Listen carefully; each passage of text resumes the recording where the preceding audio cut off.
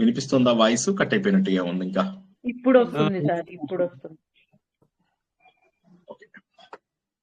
So అట్లాగా మొత్తం మీద ప్రవచనం అయ్యేసరికి 11 అయింది అనుకోండి, నాకు 12:30 1 గంట అవుతుంది పడుకునేసరికి. ఇవన్నీ అప్లోడ్ చేసి అన్ని మెసేజ్లు డిలీట్ చేసి, అందరూ మ్యూట్ లో పెట్టుకోండి ప్లీజ్. సో ఎవరిది వాళ్ళు చూసుకోండి, మ్యూట్ లో ఉన్నామా లేదా అని చూసుకొని అప్పుడు పెట్టుకోండి మ్యూట్ లో. ఇవన్నీ చేయడానికి ఒక్కొక్కసారి ఎప్పుడైనా ఇబ్బంది వచ్చిన రోజు, అంటే సరిగా రికార్డ్ అవ్వలేదు, లేక సగం రికార్డ్ అయింది, 2 ఫైల్స్ లో రికార్డ్ అయింది, అప్పుడు మళ్ళీ వాటన్నిటిని జాయిన్ చేయాలి. ఒక్కొక్కసారి వాయిస్ సరిగ్గా రాలేదు, కట్ అవుతోంది, అప్పుడు ఏంటంటే ఆడియో రికార్డ్ చేస్తాను నేను సెపరేట్ గా. ఈ ఫోన్ లోపల ఆడియో రికార్డింగ్ నడుస్తుంది.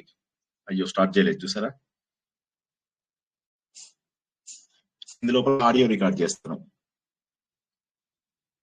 ఆడియో కూడా రికార్డ్ చేసి ఇందులో బాగా రాలేదు అంటే మళ్ళీ అది అప్లోడ్ చేసిన తర్వాత అందులో ఎడిట్కి వెళ్ళి అక్కడి నుంచి మళ్ళీ అందులో ఆడియో ఎడిట్ చేస్తాను.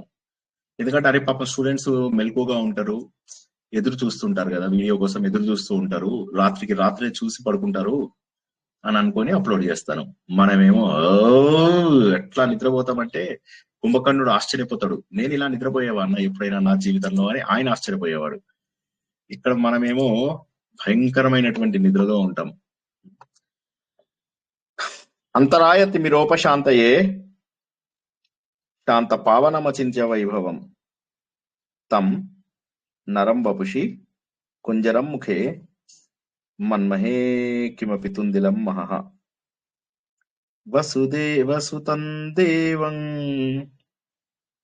కంసచానూరమర్దనం దేవకీ పరమానందం కృష్ణౌ వందే జగద్గురుం శ్రీకృష్ణౌ వందే జగద్గురుం.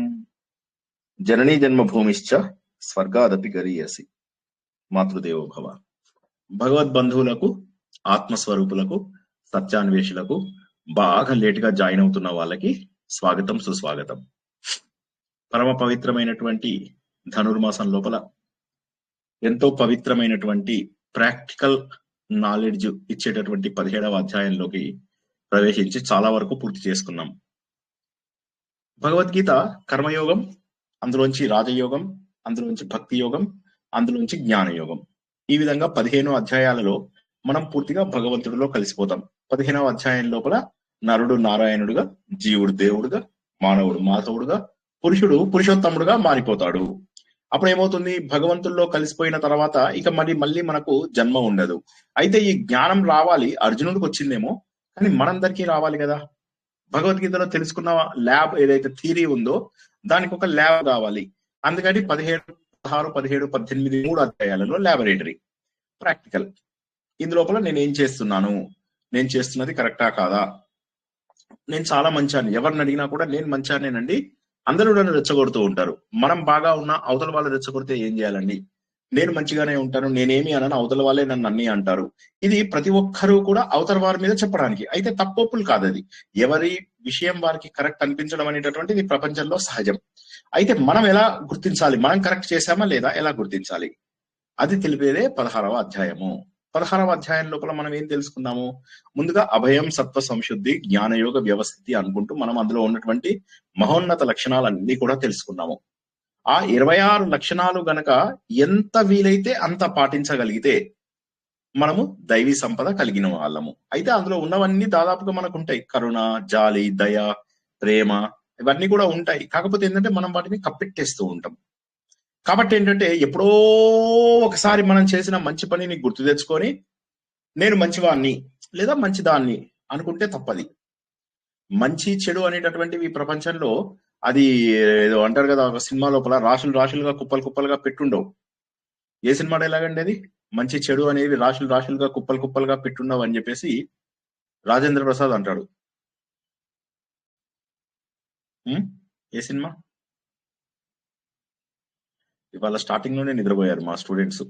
ఇవాళ 9కే హ్యాపీ బాగా తినేసి వచ్చేసారు. ఏ సినిమాయో తెలియదండి. ఆ నలుగురు సరే, మొత్తం మీద ఆ విధంగా రాశులు రాశులుగా కుప్పలు కుప్పలుగా ఉండవు. అందరి లోపల మంచి ఉంటుంది, అందరి లోపల చెడు ఉంటుంది. పరిస్థితులను బట్టి మనలో నిద్రాణమైనటువంటి ఆ లక్షణము బయటకు వచ్చేటటువంటి అవకాశం ఉన్నది. అందుకని చెప్పేసి ఏంటంటే మనము ఆ 26 లక్షణాలలో ఎక్కువగా మనను ప్రభావితం చేస్తున్న లక్షణాలు ఏవి అని చెప్పి తెలుసుకుంటే అది దైవీ సంపద. ఆసురీ సంపద అంటే ఏంటి, దంభం, దర్పం, అభిమానం, ఇవన్నీ ఏవైతే మనం చేసుకుంటూ ఉంటామో, అంటే నేను గొప్ప, నేను అందరికంటే ఇదిగా ఉండాలి, అందరి లోపల గుర్తింపు రావాలి, నాకు అందరూ నన్ను గొప్పవాడు అనుకోవాలి, గురువు గారు అనుకోవాలి, ఇలాంటివన్నీ ఉంటాయి కదా. గుర్తింపు, మళ్ళీ పొగరు. వాడు ఎవడైనా దండం పెట్టకపోతే అంటాడు, మళ్ళీ వచ్చేసి దండం పెట్టాలి. తమిళనాడు లోపల మనం చూస్తూ ఉంటాం, ముఖ్యమంత్రులు వాళ్ళు వీళ్ళు కూర్చున్నప్పుడు అందరూ వచ్చేసి దండం పెడుతూ వెళ్తారు. వాళ్ళు ఆడ మొగ చూడరు. వాళ్ళు అక్కడ సీట్ లో ఎవడు కూర్చుంటే వాడికి పాదాభివందనం చేసేసి వెళ్తారు. ఏ మాత్రము కూడా ఆలోచించరు అసలు ఇది తప్ప గొప్ప, మనం మన జీవితాన్ని ఒకటి కాళ్ళ దగ్గర పెట్టడము అంటే ఎంత ఘోరం. కేవలము డబ్బు కోసం అని చెప్పేసి, కేవలం గుర్తింపు కోసం అని చెప్పేసి, కేవలం హోదా కోసం అని చేస్తూ ఉంటారు. దీన్ని ఆసురీ లక్షణాలు అంటారు. ఇక రాక్షస లక్షణాలు అంటే ఏంటంటే, దీంట్లో కొద్దిగా హింసా ప్రవృత్తి కూడా కలిస్తే దాన్ని రాక్షస లక్షణాలు అంటారని మనం చాలా వరకు తెలుసుకున్నాం. ఈ లక్షణాలను తెలుసుకున్న తర్వాత 16వ అధ్యాయంలో ఏం చెప్పాడు భగవంతుడు? ఆసురీ లక్షణాలనేమో పెన్నుతోని రాసి ఒక నది లోపల వదిలేయాలి. ఇంకొకసారి తప్పులు చేయకుండా జాగ్రత్త పడతాను, తప్పులు తగ్గించుకుంటాను అని. నా స్టూడెంట్స్ అంతా చేసే ఉంటారు, ఎందుకంటే నా మాట వింటారు కదా, చేసే ఉంటారు అందరూ. చేయలేదు అంటే ఇక వాళ్ళకి నేనన్న గౌరవం లేదు, శ్రీకృష్ణ భగవాన్ అన్న గౌరవం లేదు, మన భగవద్గీత అన్న గౌరవం లేదు, మన శాస్త్రాలంటే కూడా గౌరవం లేదు. జీవితాన్ని అలా నిస్సారంగా, మాది ఒక బతికేనా సందులలో పందులవలే, సో అలాగా బతికేస్తున్న వాళ్ళు కూడా ఉంటారు కొంతమంది. ఇందులోపల ఎవరైతే నిజంగా భగవంతుని నమ్మిన వాళ్ళు ఉన్నారో వారు దైవీ లక్షణాల గురించి ఏం చేస్తారు? ఒక్కొక్క దైవీ లక్షణానికి ఒక్కొక్క పువ్వు భగవంతుడికి అర్పించి, దేవుడా ఈ లక్షణాలను నా లోపల పెంచు అని చెప్పి పుష్పాలు అర్పించిన వాళ్ళు ఎంతమందో తెలియదు నాకు. ఇవన్నీ పెన్ను పేపర్ పెట్టి రాసుకొని ఆసురీ లక్షణాలని వాటిని మీ దగ్గర ఉన్నటువంటి నదిలో వదిలేయమని చెప్పాను. ఎంతమంది చేశారో తెలియదు. వీటి ద్వారా ఏమవుతుందంటే భగవంతుడు కూడా మనకు ఆ శక్తిని కలిగిస్తాడు, మనము మంచి పని చేయడానికి కావాల్సిన శక్తిని కలిగిస్తాడు. చివరికి ఏమైంది? నేను చేసేది కరెక్టు, నువ్వు చేసేది కరెక్టు, వాడు చేసేది కరెక్టు ఎలా తెలుస్తుంది అంటే 16వ అధ్యాయంలో భగవంతుడు అన్నాడు, అన్నింటికి కూడా శాస్త్రమే ప్రమాణము. పుస్తకాలు ఏవైతే మనకున్నటువంటి పుస్తకాలు అంటే వేదాలు, తర్వాత మనకున్నటువంటి పురాణాలు, తర్వాత ఉన్నటువంటి కావ్యాలు, ఇవన్నీ ఏవైతే ఉంటాయో ఇవన్నీ అయిపోయిన తర్వాత మన పెద్దలు కాస్త తెలిసిన వారు ఆచరించినటువంటి విషయాలు, ఇవన్నీ అయిపోయిన తర్వాత మాత్రమే నా మనస్సాక్షి. ఒక ఆయన వచ్చి అడిగాడు, మీరు చెప్తున్నదంతా అవసరం లేదండి, రోజుకు 5-10 నిమిషాలు దేవుడికి దండం పెడితే చాలు, దేవుడు బాధ్యత అండి, మనం ఎందుకు చేయాలి, ఎవరు మీరు నాకు చెప్పడానికి అని రాక్షసత్వాన్ని చూపిస్తూ మనం అడిగిన వాళ్ళు కూడా మనం చూసాం. ఇప్పుడు ఏం చేయాలి? ఇలాంటి పరిస్థితుల్లో ఏం చేయాలి? ఎవరికి వారు నేను చేసేది కరెక్ట్ అనుకుంటూ ఉంటారు. అందుకోసమని భగవంతుడు ఏమన్నారంటే, అలా వద్దు, నేను చెప్తున్నాను, నువ్వు శాస్త్రాలు మాత్రమే పాటించు అని 16వ అధ్యాయం ఎండ్ చేస్తారు. 16వ అధ్యాయం ఎండ్ కాగానే శాస్త్రాలు అనగానే అర్జునుడికి డౌట్ వస్తుంది. ఇప్పుడు నువ్వు చెప్పింది కరెక్టే కానీ శాస్త్రాలు చదివే టైం ఉండదు చాలా మందికి, శాస్త్రాలు చెప్పేటటువంటి సరైన గురువులు ఉండరు. ఇవన్నీ కూడా మనం ఒకసారి ఆలోచిస్తే ఆ రోజుల్లోనే ఊహించేసి రాసేశారు. ఇవి సరైనటువంటి బోధకులు ఉండరు, సరైనటువంటి మనుషులు దొరకరు, దొరికినా కూడా వారు సరిగా మనకు నేర్పించరు. ఇవన్నీ కాక నాకు చేద్దామని ఉన్న సరైనటువంటి పరిస్థితుల్లో నేనేదో సేవ చేద్దామని వెళ్తాను, బయట అందరూ దొంగలు ఉంటారు, ఎవరికి సేవ చేయాలి? కాబట్టి నాకు సేవ చేయాలనిపించదు. నువ్వు శాస్త్రాలు అంటున్నావు, శాస్త్రాలలో ఉన్నట్టుగా చేయడం అంత ఈజీ కాదు శ్రీకృష్ణ, నువ్వు అంటున్నావు చాలా ఈజీ అని, అసలు ఈజీ కాదు, అది చాలా కష్టం. శాస్త్రాలలో ఉన్నట్టుగా చేయడం చాలా కష్టం. ఎంతమందికి తెలుస్తాయి శాస్త్రాలు?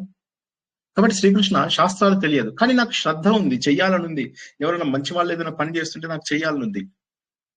పాపం జనాలు చాలా మంది ఏం చేస్తూ ఉంటారంటే, అందరూ వెళ్తుంటారు కాబట్టి ఆలయాలకు వెళ్తుంటారు, అందరూ వెళ్తుంటారు కాబట్టి తీర్థయాత్రలకు వెళ్తుంటారు, అందరూ చేస్తూ ఉంటారు కాబట్టి నోములు వ్రతాలు ఇవన్నీ చేస్తూ ఉంటారు.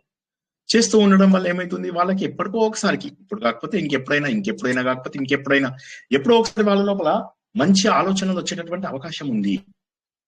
కాబట్టి ముందుగా ఏంటంటే మనము చేసిన వాళ్ళని ఆచరిస్తూ ఉంటాం. అందుకోసం ఎందుకంటే మనకు పద్ధతి తెలియదు. ఎంతమంది పుస్తకాలు చదువుతారు, ఎంతమంది వేదాలు చదువుతారు, ఎంతమంది పురాణాలు చదివారు, ఎంతమంది శాస్త్రాలు చదవరు. కాబట్టి ఏంటంటే అవతల వాళ్ళు పాటించినవి మేము పాటిస్తే సరిపోదా, నువ్వేమో ఇవన్నీ మాట్లాడుతున్నావు అంటే శ్రద్ధ ఉంది. నువ్వు అన్నమాట నాకు అర్థమైంది అర్జున, శ్రద్ధ ఉంది, కాకపోతే ఆచరణకి శాస్త్రం తెలియదు. మరి అప్పుడు ఎలాగా?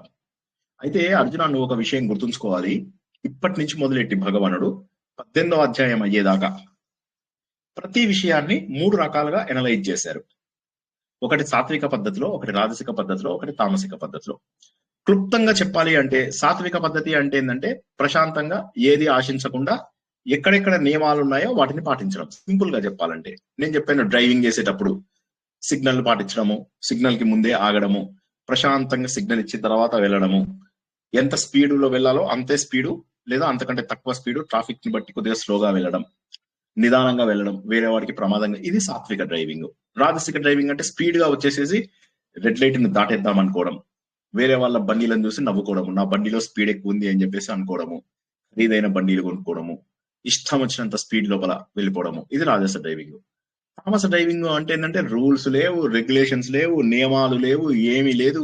ఇద్దరిద్దరు ముగ్గురు హెల్మెట్లు ఉండవు, వాళ్ళకి ఏముండవు, హెల్మెట్లు ఉండవు, ముగ్గురు ఎక్కుతారు, నవ్వుతూ ఉంటారు, పిచ్చి నవ్వులు నవ్వుతూ అలా వెళ్ళిపోతూ ఉంటారు, ఇలా కట్లు కొట్టుకుంటూ వెళ్ళి ఇద్దరు ముగ్గురికి యాక్సిడెంట్ చేస్తారు, వాళ్ళకై నవ్వుతారు, ఇట్లా వెనక్కి తిరిగి చూసి నవ్వుతారు.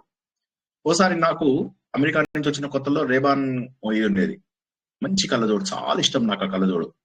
ఓ రోజు ఏమైందంటే నేను బండి నడిపిస్తున్నప్పుడు అది జస్ట్ మధ్యలో ఒకసారి ఆపాను, ఎందుకో ఇట్లా కింద పడింది. జనరల్లీ పడదు, నా బ్యాడ్ లక్, అది పడేది ఉందంతే, పడింది, కింద పడింది. పడగానే కొద్దిగా ఒక 4 అడుగులు ముందుకు వెళ్తాం కదా, వెళ్ళే లోపల సరే వెనకాల నుంచి ఇది చూస్తున్నాను, అక్కడి నుంచి కూడా బైక్ వాడు వస్తున్నాడు, ఇట్లాగే తామస గుణం ఉన్న వాళ్ళు ఇలా చూసారు నాది, ఇది చూసి ఇలా ఇలా ఇలా ఇలా వచ్చి దాని నుంచి తీసుకెళ్లి అని విజయహాసంతో నవ్వుతున్నారు. 15-20 వేల రూపాయలు నాకు లాస్ అయింది. అది చాలా బాధ అనిపించింది. ఖరీదైనవే నేను కొనుక్కోక ఒక్కడి కొంటే అలాగా వాడు అది కూడా ఏంటి, వాడికి అది విజయగర్వం. సో దీన్ని తామసము అంటారు. అంటే వాడికి ఏమి లాభం లేదు ఇందులోపల, తామసం. జస్ట్ అవతల వాడికి ప్రమాదం కల్పించడం, వాడికి బద్ధకము, వాడికి అసూయ, వాడికి ద్వేషం, ఇవన్నీ గలీజ్ పనులు చేయాలనే కోరిక, ఇవన్నీ. సో అందుకోసం అని శ్రీకృష్ణుడు ఏమంటాడంటే అన్ని రకాలలో ముందు శ్రద్ధ అనేది ఉంటుందయ్యా. ఈ శ్రద్ధ అనేటటువంటిది సాత్విక పద్ధతిలో, రాజసిక పద్ధతిలో, తామసిక పద్ధతిలో ఉంటుంది. సాత్విక పద్ధతి చాలా మంచిది. సో కాబట్టి ఏంటంటే సాత్విక పద్ధతి ఉన్నటువంటి వాళ్ళు సిన్సియర్ గా చేస్తుంటారు. రాజస పద్ధతి ఉన్న వాళ్ళు మెల్లగా మార్చుకొని చేయవచ్చు. పూర్వజన్మ సుకృతము లేక వాళ్ళు ఈ జన్మలో రాజస పద్ధతి ఉంటే మెల్లగా మార్చుకోవాల్సినటువంటి అవసరం ఉంది. తామస పద్ధతిలో నువ్వు ఉన్నావు అని ఏ రోజైతే గుర్తిస్తావో మెల్లగా రాజస పద్ధతిలోకి, తర్వాత సాత్విక పద్ధతిలోకి రావాలి. శ్రద్ధ ఉన్నవాడు మార్చుకోవడానికి ప్రయత్నం చేయాలి. పూర్వజన్మ శ్రద్ధ నువ్వు వద్దన్నా వచ్చి తీరుతుంది, దాన్ని నువ్వు మార్చుకోలేవు. కానీ కొంత మారడానికి ప్రయత్నం చేసినట్లయితే మనకు చాలా బాగుంటుంది. అందుకని అరే అవునా నిజమే కదా, చాలా బాగుంది. కాబట్టి శ్రద్ధ అనేటటువంటిది 3 పద్ధతులలో చూసాము. కాబట్టి ఈ శాస్త్ర జ్ఞానం లేకపోయినా కూడా బానే ఉంటుంది. మరి వీళ్ళు ఏ దేవుళ్ళని పూజిస్తారు? సత్వగుణం ఉన్న వాళ్ళు దైవీ సంపదను ఇచ్చేటటువంటి దేవుళ్ళని పూజిస్తారు.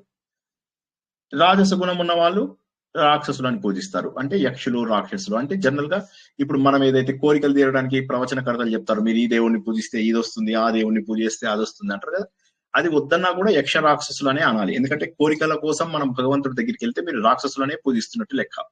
ఎందుకంటే శ్రీకృష్ణుడు కూడా ఎన్నోసార్లు కోరికతో దేవుణ్ణి పూజించకూడదు అని చెప్పేసి అన్నాడు. అది ఇది. మూడోది ఏంటంటే తామస గుణం అన్న వాళ్ళు బలివ్వడానికి సిద్ధమవుతారు, చంపేయడానికి సిద్ధమవుతారు, క్షుద్ర పూజలు చేస్తారు. మన విజయవాడలో అక్కడ ఇక్కడ చాలా చోట్ల క్షుద్ర పూజలు జరిగాయి కదా, అవన్నీ అన్నమాట. సో ఈ విధంగా చేస్తూ ఉంటారు. కాబట్టి గుర్తుంచుకో అర్జున, ఇలాంటి జనాలు చాలా మంది ఉంటారు అని చెప్పేసి చెప్తాడు. చెప్పిన తర్వాత మళ్ళీ ఆహారం గురించి చెప్పాడు. ఆహారము ఈ గుణాలు ఎక్కడి నుంచి వస్తాయో తెలుసా నీకు? నువ్వు ఒరిజినల్ గా రాజస గుణం ఉండొచ్చు, కానీ సాత్విక ఆహారం తీసుకోవడం ద్వారా నువ్వు మంచి వ్యక్తిగా మారిపోయే అవకాశం ఉంది. అదే తమస్సు ఉన్నటువంటి వాడివి, ఫ్రిడ్జ్ లో పెట్టిన ఐటమ్స్ అలా పాడైపోయినవి, కంపు కొడుతున్నవి, వాసన ఉన్నవి, అలా పడేసి ఉన్నటువంటి దాన్ని నోట్లో వేసుకుని టప్ టప్ టప్ టప్ టప్ అని కుక్కల్లాగా నమలడము, ఇవన్నీ ఏవైతే ఉంటుంది తామస గుణం ఉన్న వాళ్ళకు ఉంటుంది. 2 రోజులు కూడా ఫ్రిడ్జ్ లో పెట్టుకొని తిన్న వాళ్ళు ఉంటారయ్యా. కాబట్టి అలాంటివన్నీ తిన్నట్లయితే, అలా ఉంచినట్లయితే ఆ పదార్థాలు చప్పగా ఉంటాయి, రుచి పచి ఉండవు, పాచిపోయినటువంటి ఉంటాయి. కొద్దో గొప్ప పాడైనా పర్వాలేదు తినేద్దాం, కడుపుకి ఏమైంది అన్నట్టుగా తీసుకుని వాళ్ళు పాడు చేసుకుంటారు. మరి రాజసగుణం ఉన్న వాళ్ళు కాస్త వేడి ఐటమ్స్, శ్రీనివాస్ లాగా సమోసాలు, వేడి ఐటమ్స్ ఏవైతే ఉంటాయో అవన్నీ తింటారు. నోటికి కొద్దిగా కాలే వస్తువులు తీసుకుంటారు.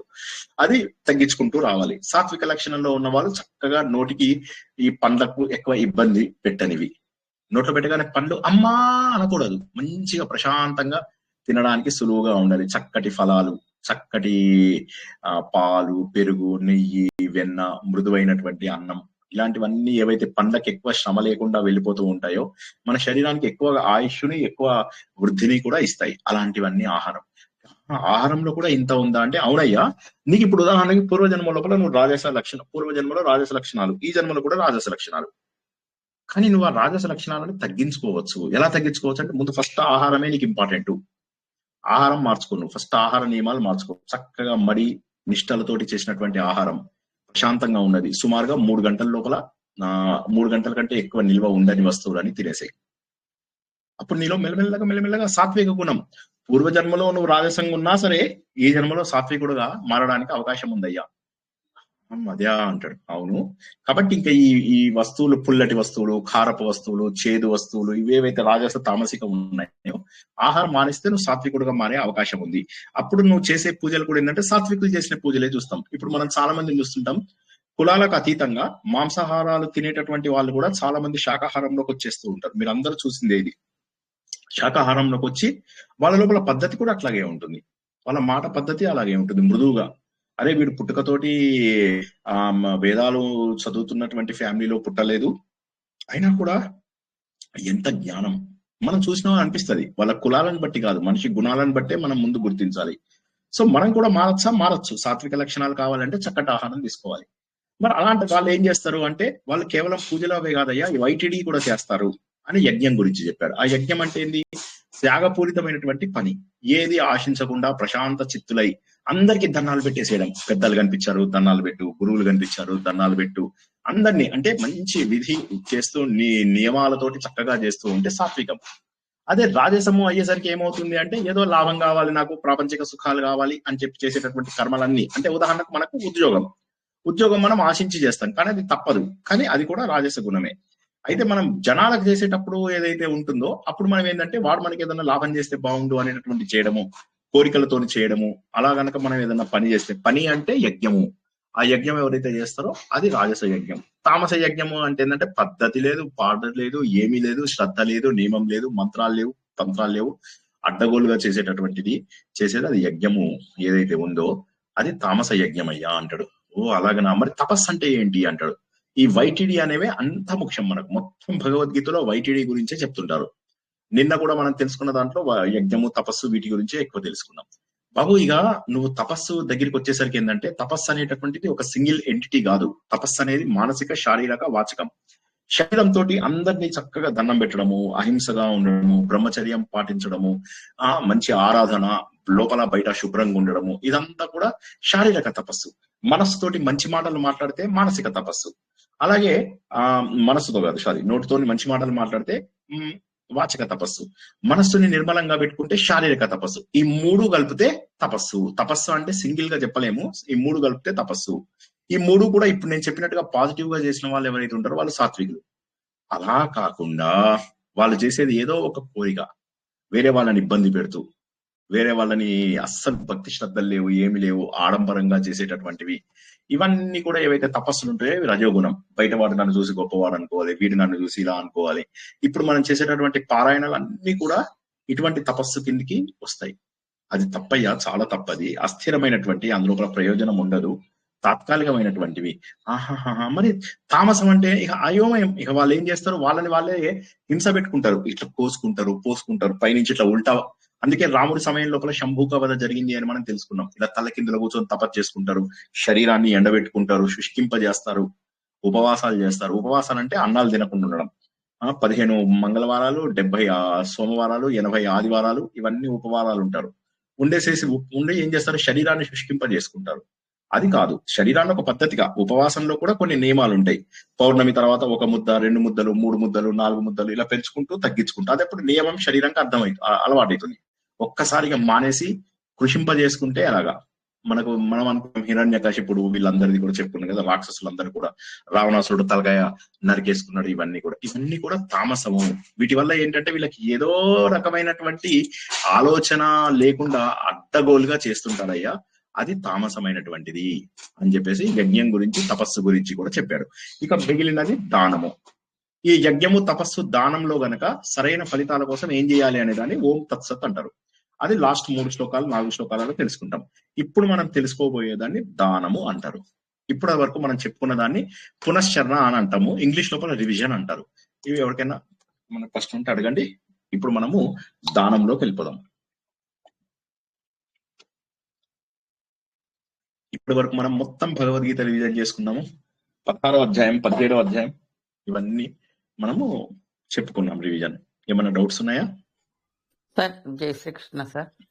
జై శ్రీకృష్ణ. ఇప్పుడు తామసం గురించి చెప్పినప్పుడు, మీరు బైక్ మీద వెళ్తూ ఉంటే వాడు కళ్ళజోడు ఇచ్చేసాడన్న. అది తామసం కింద, అంటే తామసం అంటే బద్ధకంగా ఉంటారు అలా అని కదండి, తామసం సోమరిగా అంటే ఉంటారు. అది మనం అది రాజసం కింద కదా. నేర్చుకోలేదు. తామసము అనేటటువంటి దాని జనరల్ క్యారెక్టరిస్టిక్స్ ఇప్పుడు మీరు చెప్తున్నవి, కానీ అది చెప్పి శ్రీకృష్ణుడు వదలలేదు కదా. ప్రతి పనిలో తామసం అంటే ఏంటి, ప్రతి పనిలో రాజసం అంటే ఏంటి, ప్రతి పని లోపల సాత్వికం అంటే ఏంటి అని చెప్పాడు. ఇన్ జనరల్ గా తామసము అంటే ఏంటంటే బద్ధకము, నిద్ర, అలసత్వము, ప్రమాదం కూడా వస్తుంది, ప్రమాదము కూడా వస్తుంది. ఇవన్నీ చేసే వాళ్ళని తామసులు అంటారు. అయితే తామసం అనేటటువంటిది ఒక క్యారెక్టరిస్టిక్ కాదు, చేసే ప్రతి పనిలో ఉంది. అది యజ్ఞంలో ఉంది, తపస్సులో ఉంది, దానంలో ఉంది, ఆహారంలో ఉంది, శ్రద్ధలో ఉంది, ధృతిలో ఉంది, తర్వాత ఇంకా చాలా వస్తాయి మనకు. ఇవన్నింటిలో కూడా వస్తుంది. ఈ మూడు డైరెక్ట్ గా ఒక మీనింగ్ తోటి రావవి. ప్రతి చోట కూడా సిమిలర్ లక్షణాలన్నీ కలిగి ఒక పనికి నిర్ణయిస్తాయి. ఉదాహరణ కింద చెప్పుకున్నటువంటి డ్రైవింగ్, ప్రశాంతంగా నియమాలు పాటించేది. మనకు సాత్వికులు అంటే నిర్మలంగా ఉండేవాళ్ళు అనుకున్నాం, కానీ డ్రైవింగ్ వాడు నియమాలు పాటించేయడం చెప్పలే కదా. మనము దాన్ని కొద్దిగా అన్వయించుకోవాలన్నమాట. అంటే తామసము అంటే కేవలము నిద్ర, అలసత్వమే కాదు, ప్రమాదం చేయడము, నియమాలు పాటించకుండా ఉండడము, అడ్డదిడ్డంగా బతకడము, ఇవన్నీ కూడా తామసం కిందికి. అంటే ఒక పద్ధతి లేదు, ఏమీ లేదు, వాడు ఎవరిని పట్టించుకోడు, వాడు ఈవెన్ ఇంట్లో వాళ్ళని కూడా పట్టించుకోడు. ఇప్పుడు అదే రాజసం ఉన్న వాళ్ళు అట్లా కాదు. హంగు ఆర్భాటం, ఇప్పుడు మన పారాయణాలు ఇవన్నీ ఉంటాయి కదా, ఇవి హంగు ఆర్భాటము, అహంకారము, నన్ను అందరూ గుర్తించాలి, నేను స్టేజ్ ఎక్కాలి, ఏదో తీసుకోవాలి, అందరిలో గుర్తింపు రావాలి నాకు. ఇవన్నీ కూడా గుర్తింపు వచ్చేది ఎలాగో వస్తుంది, గుర్తింపు మనం ఆశిస్తే వచ్చేది కాదు, కానీ అలా రాజసం. సో రాజసము అంటే మరి ఉత్తగా మనకు గర్వంగా ఉండడమే కాదు. రాజసం అంటే రకరకాల పద్ధతులలో, రాజసం చెడు కాదు. మనం ఇంతకు ముందు కూడా తెలుసుకున్నాం, సాత్వికం, రాజసం, తామసం అనేవి ప్రతి ఒక్కరిలో కూడా ఉంటాయి. అవి లేకపోతే మనం బతకలేము. తామసం లేకపోతే మనకు నిద్ర రాదు, రాజసం లేకపోతే మనం పని చేయాలనిపించదు, సాత్వికం లేకపోతే మనము ప్రశాంత చిత్తంగా ఉండలేము. అందరిలో అన్ని గుణాలు ఉంటాయి, కానీ చేసే పనిని బట్టి వాటికి చిన్న చిన్న మాడిఫికేషన్స్ ఉంటాయి అన్నమాట. జై శ్రీకృష్ణ. సో తామసం అంటే వేరే వాళ్లకు ప్రమాదం చేయడం కూడా తామసమే. మీ ప్రశ్నకు జవాబు వేరే వాళ్లకు ప్రమాదం చేయడం కూడా. ఎందుకంటే వాడు ఏది పట్టించుకోడు, నియమాలు ఉండవు, నీతి ఉండదు, శ్రద్ధ ఉండదు, ఆలోచించడు. అందుకోసం సరే ఏం చేస్తారంటే, మళ్ళీ మనం ఇంతకు ముందు చెప్పుకున్న యజ్ఞం, తపస్సు ఇవన్నీ కూడా ఒకసారి వినండి. ఈ అధ్యాయాన్ని వీలైనన్ని సార్లు అందరూ కూడా వినండి తప్పకుండా. నాకు తెలుసు క్లాస్ చెప్పిన తర్వాత మళ్ళీ వినాలనిపించదు, అన్ని అర్థమైనట్టే ఉంటుంది. మీరు పోయిన వారం చెప్పింది వింటూ ఉన్నాను సార్. మీరని కాదు, ఇన్ జనరల్ అందులోపల ఏమవుతుందంటే మనం మొత్తం ఇప్పుడు ఈ 17వ అధ్యాయం మళ్ళీ అందరూ కలిపి ఒకసారి వినండి. వింటే అప్పుడు మీకు అర్థమవుతుంది అన్నమాట, ఎంత డీటెయిల్ గా శ్రీకృష్ణ భగవానుడు మనకు అందించాడు జ్ఞానాన్ని అనేటటువంటిది. జై శ్రీకృష్ణ. ఇంకెవరికైనా ప్రశ్నలు ఉన్నాయా? ఒకటే గుర్తుంచుకోండి, నియమాలు లేకుండా, పద్ధతి లేకుండా, ఏది లేకుండా, ఇప్పుడు ఉదాహరణకు ఆహారం ఉంది, ఆహారాన్ని ఫ్రిడ్జ్ లో పెట్టినటువంటివి, నిల్వ ఉండేవి, చేదున్నవి, రుచి లేనటువంటివి, పాచిపోయినటువంటివి, ఇవన్నీ తీసుకుంటే తామసం. మరి ఇక్కడ తామసం అంటే నిద్ర ఎక్కడ వచ్చింది? సో కాబట్టి నియమములు పాటించనేది తామసము, నియమాలు పాటించినా అందరికంటే నేను ఒక మెట్టు ముందుకు ఉండాలి అనేది రాజసం. గర్వము, అహంకారము, వేరే వాళ్ళలో గుర్తింపు, ఇవన్నీ రాజసం. సాత్వికం అంటే నిర్మలంగా అన్ని ప్రశాంత చిత్తులై చేయడం. ఒక సాత్విక పూజ తీసుకుందాం, ఫర్ ఎగ్జాంపుల్ పూజది ఎగ్జాంపుల్ చేసుకుందాం. సాత్విక పూజ అంటే అలా భగవంతుడి ముందు కూర్చున్నాను, సమయంతో నాకు సంబంధం లేదు, ఇంటికి వచ్చే వాళ్ళతో నాకు సంబంధం లేదు, ఏమీ సంబంధం లేదు, దేవుడు నా కళ్ళ ముందు కనిపిస్తున్నాడు, ఆయనకు చక్కగా షోడశోపచారాలు చేసుకున్నాను, మంచిగా ప్రసాదం ఆయనకి ఇచ్చాను, దేవుడు తింటున్నట్టుగా ఊహించుకున్నాను, ఆ ప్రసాదాన్ని నేను కూడా తిన్నాను, దేవుడు నాకు చేత్తో ఒక లడ్డు చేతిలో పెట్టినట్టుగా భావించాను, అదే ఆయన పాదాల దగ్గర పెట్టి మనస్ఫూర్తిగా ఇచ్చేసి తీసుకుని తింటున్నాం. ఇది సాత్విక పూజ. రాజసిక పూజ అంటే ఏంటి? ఎవడో ఫ్రెండ్ వస్తాడు, అప్పుడే హడావిడిగా మనం పూజ చేసుకుంటున్నాను, ఇప్పుడే వస్తాను అని చెప్పేసి వస్తారు. వచ్చేసి ఏం చేస్తారు, అప్పుడు పూజ చేస్తున్నట్టుగా అహంకారం, హంగు, గట్టిగా బయట వాళ్ళకు మంత్రాలు వినిపించేలాగా. దీన్నే ఆయన వద్దని కూడా చెప్పారు మనకెవరు, ఆయన శంకరాచార్య భజగోవిందంలో చెప్పాడు. గట్టిగా చదువుతున్నాడు ఆయన మంత్రాలు. ఎందుకోసం అంటే ఆ మంత్రాలు గట్టిగా చదివితే వేరే వాళ్ళు చూసారే, ఈ బ్రాహ్మణ్కి చాలా బాగా వచ్చిన మంత్రాలు, ఈయన దగ్గర మన పిల్లల్ని పంపిద్దామని, డబ్బు ఇద్దామని. అంటే ఏదో ఒకటి ఆశించి చేసేటటువంటిది రాజసం, ఏదో ఒకటి ఆశించి చేసేటటువంటిది రాజసం. సో అట్లాగా ఈ పూజ కూడా సాత్విక పూజ లాగా కాకుండా, ఎవడో నన్ను గొప్పవాడు అనుకోవాలి, నేను చేసే పూజ చాలా బాగుంది అనుకోవాలి అని చెప్పేసి చాలా హంగు.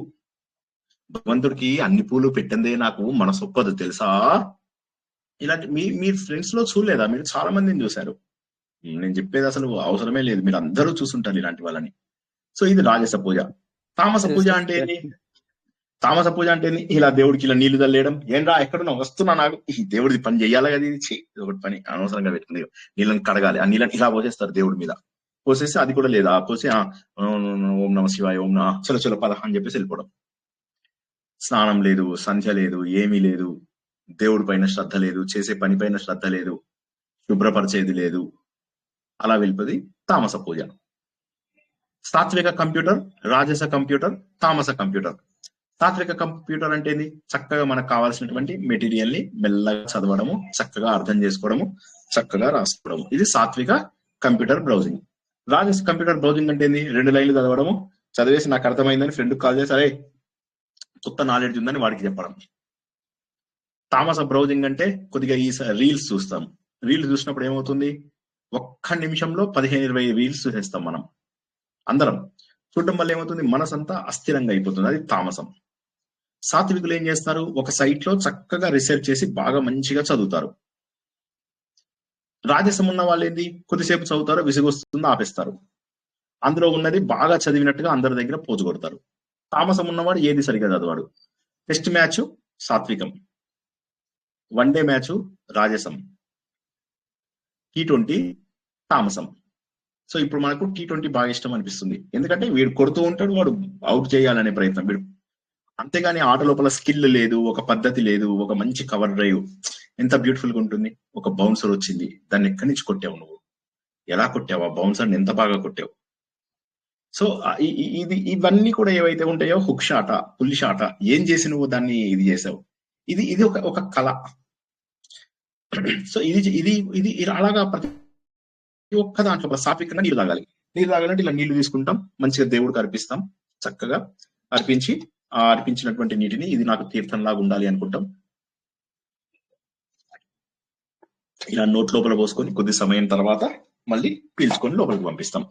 నోట్ లోపల నీళ్లు పోసుకున్నప్పుడు ఏమవుతుందంటే, బాగా నీళ్లు తాగాల్సినటువంటి అవసరం లేదు, కొద్దిగా నీళ్లు తాగగానే బ్రెయిన్ కి సిగ్నల్స్ వెళ్తాయి, ఏమనంటే అయిపోయింది నేను తీసుకున్నాను అన్నట్టుగా. సో అప్పుడు అందుకే మీరు ఆడేవాళ్ళు, రన్నర్స్ వాళ్ళు వీళ్ళు ఎప్పుడైనా వాటర్ తీసుకుంటే వాళ్ళు ఉమ్మేస్తారు, నీళ్లు నాలుకకి తగిలించేసి ఉమ్మేస్తారు, ఎందుకంటే రన్నింగ్ చేసేటప్పుడు కడుపు లోపల కదులుతూ ఉంటాయి నీళ్లు, అందుకని చెప్పి తాగరు. నాలుకని తడుపుకోగానే బ్రెయిన్ కి అర్థమై ఆ చాలే అని చెప్పి అది దాహం చూపించదు ఇంకా. సో అదే రాజసం అంటే హడావిడిగా ఇట్లా నోట్ మీద వేసేసుకొని తాగడం. తామసం అంటే ఇష్టం, ఇక అసలు మూతి పెట్టుకొని తాగడము, ఎంగిలి నీళ్లు తాగడము, గలీజు నీళ్లు తాగడము, ఇవన్నీ. అంటే ప్రతి పనిలో ఏదో ఒకటి చెప్పచ్చు మనం, అంటే సాత్విక, రాజసిక, తామసిక గుణాలు. దేవుడు ఏంటంటే కొన్ని ఎగ్జాంపుల్స్ ఇచ్చాడు, ఆ ఎగ్జాంపుల్స్ లో ఏమి ఇచ్చాడు, YTD, ఆ యజ్ఞం లోపల ఇవన్నీ వచ్చేస్తాయి. యజ్ఞము అంటే కేవలం యజ్ఞ కార్యాలు, హోమం ఉండాలు అవే కాదు. యజ్ఞము అంటే త్యాగముతో చేసే ప్రతి కార్యంను యజ్ఞం అనే అంటారు అని మనం తెలుసుకున్నాం. మీరు శ్వాస తీసుకున్నా కూడా యజ్ఞమే, మీరు ప్రాణాయామం చేసినా కూడా యజ్ఞమే. 12 రకాల యజ్ఞములని మనం భగవద్గీతలో 4వ అధ్యాయంలో తెలుసుకున్నాం కదా. స్వాధ్యాయం కూడా యజ్ఞమే. సో అది ప్రవచనం వినడంలో 3 రకాల జనాలు ఉంటారు. ప్రవచనం వినేవాళ్ళు 3 రకాలు ఉంటారు. ఫస్ట్ వాళ్ళు సాత్విక ప్రవచనం వినేవాళ్ళు. వాళ్ళు ఏం చేస్తారంటే ప్రవచనాన్ని శ్రద్ధగా వింటారు, వింటున్నప్పుడు నోట్స్ రాసుకుంటారు, పాత ప్రవచనానికి ఈ ప్రవచనానికి ఏం తేడా ఉంది ఆ పాయింట్స్ రాసుకుంటారు. శ్రీనివాస్ ఎందుకు పునశ్చరణ చేయిస్తున్నాడు, ఈ పునశ్చరణ ఉపోద్ఘాతం లోపల ఏవో గొప్ప విషయాలు చెప్పడానికి ప్రయత్నం చేస్తున్నాడు, ఆ గొప్ప విషయాలు మేము క్యాప్చర్ చేసామా లేదా అన్ని రాసుకుంటారు. రాసుకుని మళ్ళీ వాటిని చూసుకుంటూ చెవులు రిక్కిస్తూ ఉంటారు. ఒక కామ్ గా ఉన్నటువంటి ఒక రూమ్ లోపల కూర్చుంటారు, ఇంట్లో వాళ్ళతో సంబంధం లేనటువంటి ప్లేస్ లో కూర్చుంటారు, ప్రవచనం తప్ప మరి ఏది లేనట్టుగా వింటారు. దీన్ని సాత్విక ప్రవచన లిజనింగ్ అంటాం. అదే రాజస ప్రవచన లిజనింగ్ అంటే హాల్ లోపల అందరికీ కనిపించేలాగా, అబ్బా ఈమె చూసావా 9 అయితే చాలు, దేవుడి భక్తి మీకు చాలా ఎక్కువ, ఎవరెవరు ప్రవచనాలు మధ్య మధ్యలో వింటున్నట్టుగా చేస్తూ ఏవో 2 పాయింట్లు లోపలికి వెళ్తాయి. ఎందుకంటే అరే దేవుడు గొప్పవాడరా, వినాల మా గురువు గారు చెప్తున్నారు శ్రీనివాస్ అని, డేడు దిమాగ్ గాడు, ఒక మెంటల్ గాడు, మంచిగా చెప్తున్నాడు, అన్ని బాగా చెప్తాడు, ఆయన చాలా బాగా చెప్తాడు, 1000 ప్రవచనాలు ఇచ్చిండు తెలుసా, దేవుడు గొప్పోడట, మళ్ళీ విన్నట్టుగా హ్యాక్ చేస్తారు గురువు గారు. అందరు చూస్తూ ఉంటారు, అబ్బా ఐదర్ ఈమెనా గొప్పదై ఉండాలి లేదా వీళ్ళ గురువు గారైనా గొప్పదై ఉండాలి. సో గురువు గారికి ఎట్లాగో క్రెడిట్ రాదు, నా జీవితాన్ని ఎవరు ఉద్ధరించలేకపోతున్నారు కాబట్టి అబ్బా ఆమెకే క్రెడిట్ ఇచ్చేద్దాం. దీన్ని ఏమంటారంటే రాజసిక ప్రవచనం లిజనింగ్ అంటారు. ఇక తామసిక ప్రవచనం లిజనింగ్, కాళ్ళని ఇలా దీని మీద పెడతారు, పెట్టేసేసి విన్నట్టుగా యాక్ట్ చేస్తూ మంచి నిద్ర, ఇది అప్పటికే బాగా భోజనం చేస్తుంటామే, మంచి నిద్ర వస్తూ ఉంటుంది, మళ్ళీ అది చేసేసి నిద్ర వస్తూ ఉంటుంది, సగం వినడం సగం వినకపోవడం. వింటాడు, చెప్తాడు, మళ్ళీ చెప్తాడు, ఏమైంది వాడికి అలవాటే పిచ్చోడు అని చెప్పేసి చెప్తూ వినడం. అది విని సగం సగం కాదు, ఒక్క మాట కూడా అర్థం కాకపోవడం. గంట సేపు విన్నా అర్థం కాదు వాళ్ళకి. ఎందుకని? ఎన్ని గంటలు విన్నా అర్థం కానటువంటి స్టేజ్ లో ఉంటారు కాబట్టి. తమస్సు పూర్తిగా ఆవహించిన తర్వాత ఎటువంటిది వినరు. దీన్ని తామసిక ప్రవచనం లిజనింగ్ అని చెప్పేసి శ్రీకృష్ణ భగవానుడు చెప్పాడు. ఎవరు చెప్పారండి? నిద్రలోకి వెళ్ళిపోయారు. శ్రీకృష్ణుడు చెప్పాడు సార్. శ్రీకృష్ణ భగవానుడు ఆయన ఏం చెప్తాడు? ఈ ప్రవచనం బల ప్రవచనం గురించి ఆయన చెప్తాడు. మీరే చెప్పారు సార్ ఇది. సో ఈ విధంగా ప్రశాంత చిత్తులై చేసేటటువంటి ప్రతి పని కూడా సాత్వికము. గొప్ప కోసం చేసేటటువంటి ప్రతి పని కూడా రాజసము. రూల్స్ అండ్ రెగ్యులేషన్స్ లేకుండా, నియమరహితంగా, పద్ధతి లేకుండా చేసేటటువంటి పనిని తామసము అంటారు. జై శ్రీకృష్ణ. చివరికి నేనేమన్నానంటే, చాలా బాగుంది శ్రీకృష్ణ, నువ్వు బాగా చెప్పావు. మరి ఈ దానం గురించి ఏంటి? దానం అంటే అరే చాలా బాగుంటుంది, నీకు దానము అన్నిటికంటే కూడా గొప్పది. అయితే ఈ దానం లోపల ప్రాబ్లం ఏంటంటే, ఎవరికి పడితే వాడికి ఇవ్వకూడదు నువ్వు దానము. షాక్. నేను గుడి బయట ఇచ్చాను వాడికి 10 రూపాయలు, ఇప్పుడు నాకు పుణ్యం రాదా? దేవుడి గుళ్ళ 1000 రూపాయలు వేసిన పుణ్యం రాదా? ఇంత ఆశ్చర్యపోతూ ఉంటారు. లేదు, నీకు ఒక మంచి విత్తనం దొరికింది, ఆ విత్తనాన్ని తీసుకెళ్లి మంచి భూమి లోపల వేయాలి, అప్పుడు నీకు లాభం వస్తుంది. నీకు ఒక మంచి రత్నం దొరికింది, ఆ రత్నంని మంచి బంగారం దొరకాలి, ఎందులో పడితే అందులో వేస్తే ఎట్లాగా? సరైనటువంటి ఆభరణంలో పెట్టుకుంటేనే దానికి విలువ. అలా లేదు, నీకు ఒక పండుగ చేశావు, ఆ పండుగకి చక్కగా ఆప్తమిత్రులు అందరూ వచ్చారు, ఆ పండుగ సెలబ్రేట్ చేసుకోవడానికి మనుషులు మంచి వాళ్ళు దొరికారు. ఈ 3 ఉంటేనే పండుగ సెలబ్రేట్ చేసుకోగలుగుతావు.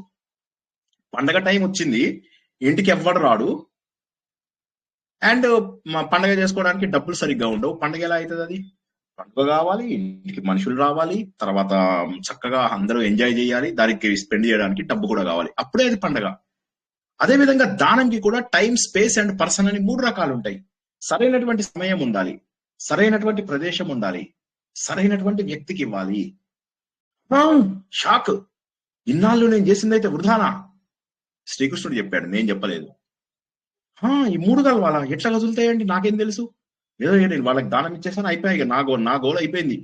కాదు, దానం ఇచ్చేటప్పుడు చాలా జాగ్రత్తగా ఉండాలి. సరైనటువంటి కాలము, సరైనటువంటి దేశము, సరైనటువంటి వ్యక్తి దొరకకపోతే వేస్ట్. నువ్వు కావాలంటే మంచి ప్లేస్కి వెళ్ళి చెయ్యు, కాశీ లోపల అక్కడ ఇక్కడ చూడు, మంచి టైం చూడు, మంచి అమావాస్య టైమో, పౌర్ణమి టైమో, ఏకాదశి టైమో, త్రయోదశి టైమో ఏదో చూసుకో. అదే టైం లోపల ఒక మంచి వేద పండితుడో, లేకపోతే ఒక తెలిసిన వాడో, లేదా ఆకలితో ఉన్నవాడికో భోజనం పెట్టడం లాంటివి చెయ్యు. లేదా ఆ ఘాట్స్ అన్ని క్లీన్ గా ఉండవు, ఆ ఘాట్స్ అన్ని క్లీన్ గా చేసి ఆ క్లీన్ చేసే వాళ్ళకు 100 రూపాయలు ఇవ్వు. అది సాత్విక దానం. ఓహోహో, సాత్విక దానం అంటే దేశం కరెక్ట్ ఉండాలి, కాలం కరెక్ట్ ఉండాలి, అంటే టైం కరెక్ట్ ఉండాలి, ప్లేస్ కరెక్ట్ గా ఉండాలి, నేను ఇచ్చే పర్సన్ కూడా కరెక్ట్ ఉండాలి. అవును, నువ్వు ఈ 3 ఉన్నటువంటి వాడే సరైనటువంటి ఆచార వ్యవహారాలకు ఇచ్చేవాడు, మంచిగా వేదాలు అన్ని తెలిసినటువంటి వాడికి నువ్వు దానం ఇస్తే మంచిది. ఎవరికి పడితే వాడికి దానం ఇస్తే ఎట్లాగా? అంతేగాని ఇప్పుడు ఈ దానం ఇస్తున్నాను కదా, దానం ఇచ్చినప్పుడు ఎట్లా ఇవ్వాలి అంటే నా మనస్ఫూర్తిగా ఇవ్వాలి. ఇది ఎట్లా ఉండాలి? మనస్ఫూర్తిగా ఉండాలి అంటే ఎట్లా అంటే, జ్ఞానేశ్వరి ఏం చెప్తారంటే, భర్త పిలిచినప్పుడు భార్య ఎంత ప్రేమగా వెళ్తుంది, ఏమే ఎక్కడున్నావంటే వచ్చేస్తుందట. అది పూర్వకాలంలో, ఇప్పుడు కాదు, ఆయన అప్పటి రోజులు అట్లా ఉండేదట. అయితే ఎలా ప్రేమగా వస్తుంది భర్త దగ్గరికి? అదే విధంగా నువ్వు దానం ఇచ్చేటప్పుడు అంత పవిత్రంగా ఉండాలి, అంత సంతోషంగా చెయ్యాలి. దానం ఇచ్చేటప్పుడు అంత సంతోషంగా చెయ్యాలి. ఎలా ఇవ్వాలి అంటే, వేరేవాడు వస్తువు నా దగ్గర పెట్టుకున్నాను, ఆ వస్తువు నేను ఇప్పుడు వాడికి ఇచ్చేస్తున్నాను. అక్కడి నుంచి రాజు వస్తున్నాడు, ఆయన తాంబూలం నా చేతిలో ఉంది, రాజు తాంబూలం మీద తక్కువని ఇచ్చేశాను అంటే ఇది నాది కాదు, ఇది నాది కానే కాదు అనేటటువంటి ప్రవర్తన. డబ్బు ఇస్తున్నది ఇది నాది కాదుగా, నాకు ఏ విధమైనటువంటి కోరిక లేదు, ఇది వాళ్ళ వస్తువు వాళ్ళకి ఇస్తున్నానంతే. అయ్యో నేను ఇంకా ఎక్కువ ఇవ్వాల్సింది, తక్కువ ఇస్తున్నానని చెప్పి బాధపడాలి. కోరిక లేకుండా ఇవ్వాలి. ఎట్లా కోరిక ఉండకూడదు అంటే, ఆకాశాన్ని తిడితే మళ్ళీ మనం ఆకాశం రివర్స్ తిడుతుందా? నీళ్ల మీద ఒక రబ్బర్ బంతితో ఒకటి ఆడుకుందాం, ఇట్లా గోడకు కొడితే మంచిగా చేతిలోకి వస్తుంది. ఒకడు ఏం చేశాడంటే నీళ్ళలో కొట్టాడట, కొడితే అది రిటర్న్ రావడం లేదు. నీళ్ళలో కొడితే రిటర్న్ వస్తుందా అండి? హలో. అదే విధంగా ఇంట్లో భార్య పిల్లలకు అన్నం పెట్టి నేను దానం చేస్తున్నాను అనుకుంటే ఎట్లుంటుంది? అదే విధంగా ఇంట్లో ఆవులు, పశువులు ఉన్నాయి, వీటన్నిటికీ మేత పెడితే ఆబోతూ ఇలా చూసి, దేవా అని చెప్పి ఇలా మనం చూసి కన్నీరు గారుస్తుందా? నీ డ్యూటీ అనుకుంటది అంతే అది. కాబట్టి ప్రత్యుపకారం చేసుకోకూడదు. దానము మనం ఎవరికైతే ఇచ్చామో వాడి నుంచి ఏ విధమైనటువంటి ప్రత్యుపకారము ఆశించినటువంటి మనిషికి మాత్రమే చూసుకొని ఇవ్వాలి. దానము చేశాను అనేటటువంటి అభిమానము కూడా మన లోపల ఉండద్దు అర్జున. అలా చేసేదాన్ని మాత్రమే సాత్విక దానం అంటారు. సాత్విక దానం అంటే సరైన వ్యక్తి, సరైన ప్రదేశము, సరైన చోట నువ్వు ఇచ్చినట్లయితే చాలా బాగుంటుంది. అంటే బేసికల్ గా ఏంటంటే కరెక్ట్ పర్సన్ కి ఇవ్వాలనేది. ఇక టైం అంటే ఇక మనం అన్ని చూసుకొని వెళ్తామా కానీ, బట్ సరిగ్గా ఉండాలి అంటే మీనింగ్ ఏంది? అవతల వాడికి ఆకలిస్తున్నప్పుడు నువ్వు అన్నం పెట్టాలి, అంతేగాని నువ్వు ఆకలిస్తున్నప్పుడు అన్నం పెట్టకుండా ఇది చేస్తే అది కాక నేను దానం పెట్టాను. మీకు తెలుసా, ఓ నా ఫ్రెండ్ ఒకటి చెప్తున్నాడు, సిను నువ్వు పెంటికి రాలే 1000 మందికి అన్నదానం జరిగింది తెలుసా అక్కడ, అయిపోయింది. పెళ్లికి పిలిచి అన్నదానం లాగా భావిస్తున్నాడు మా మిత్రుడు. ఏం చెప్తాం ఇలాంటి వాళ్ళని? తప్పు కాదు పాపం, వీళ్ళని ఒక మాట అనలేం తెలుసా. ఇప్పుడు ప్రాబ్లం ఏంటంటే వీళ్ళందరూ చెడ్డవాళ్ళు కాదు, అమాయకులు, తెలియకపోవడం. సాత్విక దానం అర్థం కాని వాళ్ళు అడగండి, 100 ప్రశ్నలు అడగాలి సాత్విక దానం మీద. తర్వాతనే నేను రాజసిక దానంలోకి వెళ్తా. 100 ప్రశ్నలు అడగాలి. 100 మంది ఉన్నారు, 100 ప్రశ్నలు అడగాలి. సాత్విక దానం అర్థమైందా లేదా ఫస్ట్ చెప్పండి. నిద్రపోయిన వాళ్ళు ఒకసారి లేవండి అమ్మా, తొందరగా అందరు లేవాలి. Get up get up wake up. సార్ పెళ్లికి వచ్చిన వాళ్ళకి భోజనాలు పెట్టిన వాళ్ళు అన్నదానం అని ఎలా అనుకుంటాడు సార్? మనం అతిథులుగా పిలిచాము అనుకుంటారు కదా. అంటే జనాలు అలా అంటారు, 1000 మంది తిన్నారు అంటే వాళ్ళకి మనసులో ఎక్కడో ఉంటుంది, ఇంతమందికి అన్నం పెట్టిన పుణ్యం నాకు రాదా అనుకుంటారు. అన్నదానం అనుకోకపోవచ్చు మీరు అన్నట్టుగా, కనీసం అనుకోవచ్చు కదా, 1000 మందికి నేను అన్నం పెట్టాను, ఆ పుణ్యం ఎక్కడికి పోతుంది అనుకోవచ్చు. డైరెక్ట్ గా అన్నదానం అనకపోవచ్చు, ఇంతమందికి పెట్టాను అన్నట్టు ఉండొచ్చు. సాత్విక దానం అంటే ముందు అర్థమైందా లేదా చెప్పండి జనాలకి. సార్ ఒక నిమిషం, అంటే ఇప్పుడు పూజారులు, ఇప్పుడు గుళ్ళో పూజారులకు ఇస్తాం కదా, అది దానం కిందికి వస్తుందా లేకపోతే ఎట్లా సార్? చెప్తాను. ఇప్పుడు ముందు మీకు సాత్విక దానం అర్థమైందా చెప్పండి ఫస్ట్. అర్థమైంది. సాత్విక దానం అంటే ఏంటి చెప్పండి. 3 లక్షణాలు ఉన్నాయి సాత్విక దానానికి. ఏంటా లక్షణాలు?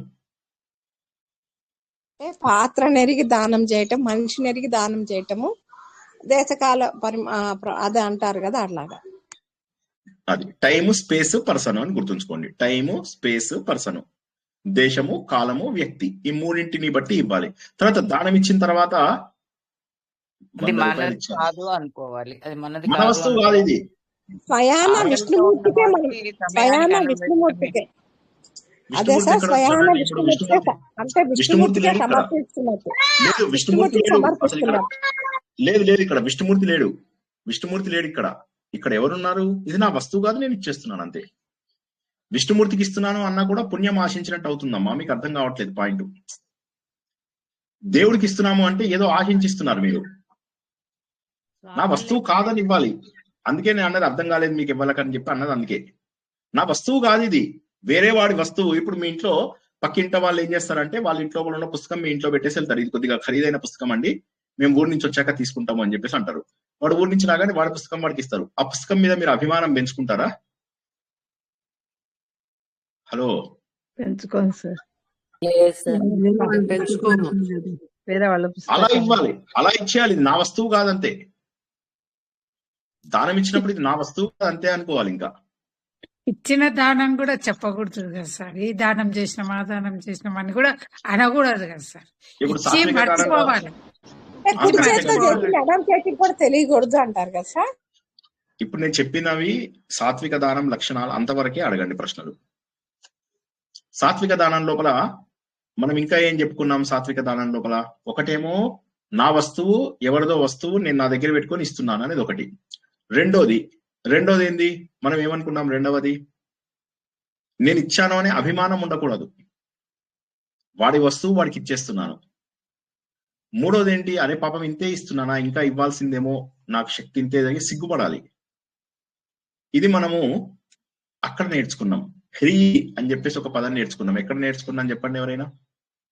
చాలా డీప్ స్లీప్ లోకి వెళ్ళిపోయారు, వినట్లేదు ఎవరు ప్రవచనాలు. హ్రీ అనే పదం విన్నారా?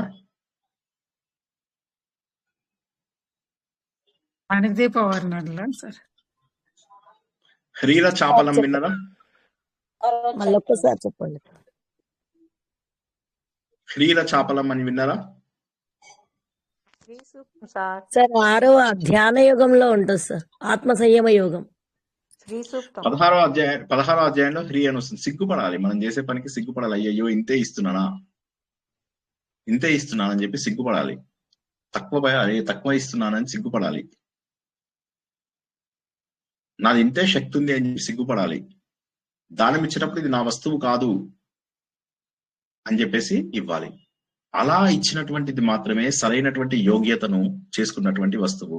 అటువంటి యోగ్యుడైనటువంటి వ్యక్తిని ఎంచుకొని ఇవ్వాలి. First you have to do the research. ఇప్పుడు ఇందాక కొంతమంది అడిగిన ప్రశ్నలకు జవాబు, నేను బ్రాహ్మణుడికి ఇచ్చే దానం అతని గురించి మీకు తెలిస్తే ఇవ్వచ్చు, అతడు సరైనటువంటి వ్యక్తి అనిపిస్తే ఇవ్వచ్చు. మేము ఒకసారి ఇచ్చాం, కార్తీక దీపాలు దానం ఇవ్వాలి. అందరం లైన్లో నిలబడ్డాం.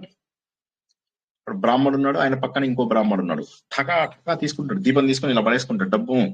దీపం తీసుకుంటున్నాడు, డబ్బు దీపం ఇటు పడేస్తున్నాడు, డబ్బు ఇటు పడేస్తున్నాడు. దీపం ఇటు పడేస్తున్నాడు, డబ్బు ఇటు పడేస్తున్నాడు. అందరం లైన్ లో నిలబడ్డాం. ఇది అసలు సాత్విక దానం అవుతుందా? హలో, బ్రాహ్మడు చెడ్డోడు కాదు, ఆయన వచ్చింది డబ్బు కోసం. ఆ దీపం ఆయన ఏం చేసుకుంటాడు? నెత్తినేసి కొట్టుకుంటాడు. ఆ దీపాన్ని నెత్తినేసి కొట్టుకుంటాడా? మీరు ఇచ్చే ప్రమిదని నెత్తినేసి కొట్టుకుంటాడా? నెత్తినేసి కొట్టుకున్నా రిస్కే, ఇక్కడ బొక్క పడుతుంది. కాబట్టి ఆయన ఏంది నీ డబ్బు కోసం చూస్తున్నాడు అంతే. ఆయన ఇవ్వాలి, ఏమైనా నువ్వు ఇవ్వాలి, ఇచ్చే డబ్బు ఏది డబ్బు? ఇస్తున్నామండి డబ్బు ఇస్తావు, అది తీసి ఎలా పడేస్తాడు. అవసరం ఉన్నవాడికి అవతల వాడు నీ సహాయాన్ని పొంది ఆనందం పొందినప్పుడు, మీకు ఒకసారి ఎగ్జాంపుల్ చెప్పాను. ఒకసారి నేను వెళ్తున్న దారిలోనే ఒక వ్యక్తి రాత్రి అయిపోయింది, లిఫ్ట్ అడిగాడు. ఆయన అక్కడి నుంచి ఏదో ఒక 2 కిలోమీటర్లు ఇచ్చినా చాలే, ఏదో ఒకటి దొరుకుతుంది. ఆ రోజుల్లో ఇంత ఊళ్ళు ఇవి అవి లేవు. నేను చెప్తున్నా 1994 టైంలో. అతన్ని నేను నా దారే, నేనేం పెద్దగా ప్రత్యేకంగా చేసింది ఏం లేదు. నేను వెళ్తున్న దారిలోనే అతన్ని ఎక్కడ దాకా ఆయన కోటిలో ఎక్కాడు నా దగ్గర. ఎక్కితే నేను ఎక్కడో మలక్పేటలో ఎక్కడో దింపుతాను అనుకున్నాడు. ఎక్కడ ఆటోలు దొరికితే అక్కడ బాగుంది అనుకున్నాడు. తీరా చూస్తే నేను డైరెక్ట్ గా ఎల్బీ నగర్ దాకా వెళ్ళాను. నేను వనస్థలిపురం వెళ్తున్నాను, ఎల్బీ నగర్ దాకా. ఆయన దిగేసి చేతులు పట్టేసుకున్నాను. నిజంగా యాక్చువల్ గా నేను చేసిన హెల్ప్ ఏం లేదు అక్కడ. అది మీ అందరికి కూడా తెలుసు, ఎందుకంటే నేను వెళ్తున్న దారిలోనే ఆయనను దింపాను. ఒక్క అడుగు కూడా నేను ఎక్స్ట్రా హెల్ప్ చేయలేదు.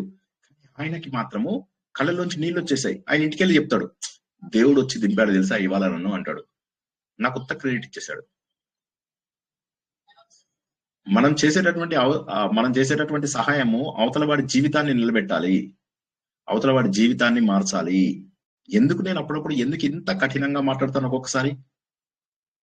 మీకు అర్థం కావాలని. ఆ బద్ధకం ఏదైతే ఉండిపోతుందో లోపల, దాంట్లోంచి బయటపడడానికి ఇష్టపడట్లేదు. ఎందుకంటే బయట ఉన్న జనాలందరూ ఇప్పుడు నేను చెప్పినట్టుగా మాకు చెప్పారు, కార్తీక మాసంలో దీపదానం చేయాలి రండి అంటే 100 మందిని పిలుచుకొని వెళ్ళాడు ఆయన. అందరినీ కర్ర పెట్టుకుని కొట్టలేదు, అంతే నిలబెట్టాడు, లైన్ లో దీపదానం చేయించాడు. ఆ బ్రాహ్మడికి మనం తీసుకునే డబ్బు మీద ఇది లేదు. ఎవరు ఎక్కువ డబ్బు ఇస్తారో చూస్తాడు వాడు, వాడిని కూడా ఎక్కువ విలువ ఇవ్వడు.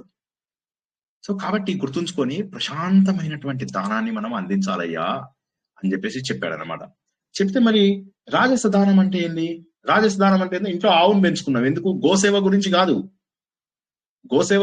అది పాలిస్తుంది కదా అని చెప్పి పెట్టుకున్నావు.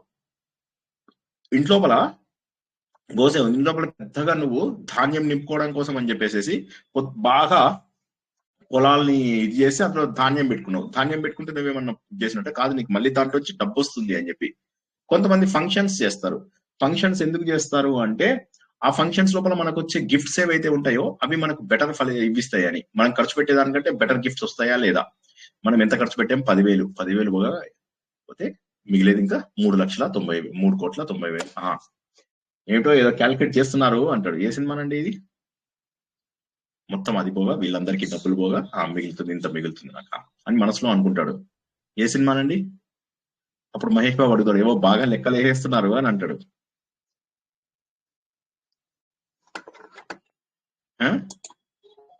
సినిమాలు కూడా చూడట్లేదు.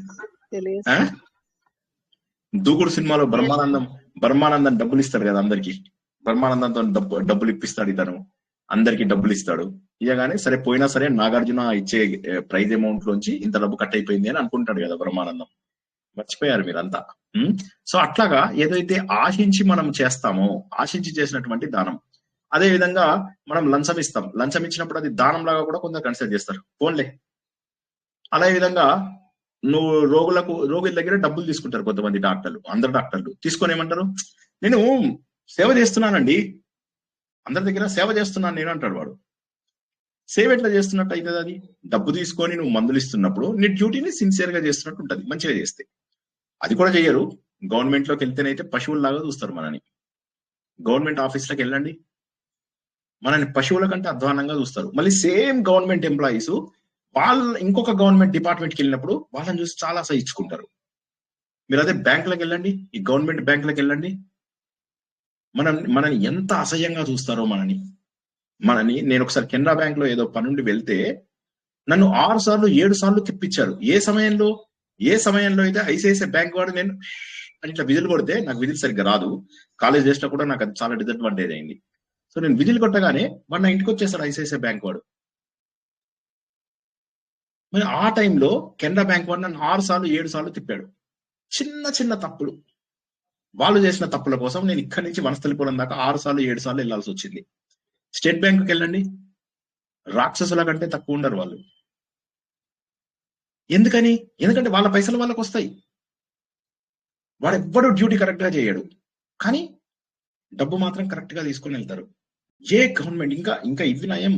మీరు ఇవి చూడండి, స్టేట్ గవర్నమెంట్ ఇవి చూడండి. అసలు స్టేట్ గవర్నమెంట్ లోపల మీరు అసలు ఏ దారుణంగా ఉంటాయి మీరు చూడండి. ఇంకా సెంట్రల్ గవర్నమెంట్ కొద్దిగా బెటరు, పబ్లిక్ సెక్టార్స్ కొద్దిగా బెటరు, బట్ స్టేట్ గవర్నమెంట్ చూడండి ఇంకా దారుణం. రాక్షసులు చచ్చిపోతే, జనాలు చచ్చిపోయినా కూడా పైసలు తీసుకునే జనాలు ఉన్నారు. వాళ్ళు శవాల మీద ఏరుకున్న అలాంటి వాళ్ళే ఉంటారు. సార్ మేము బాగా పనిచేస్తాం సార్ బ్యాంక్.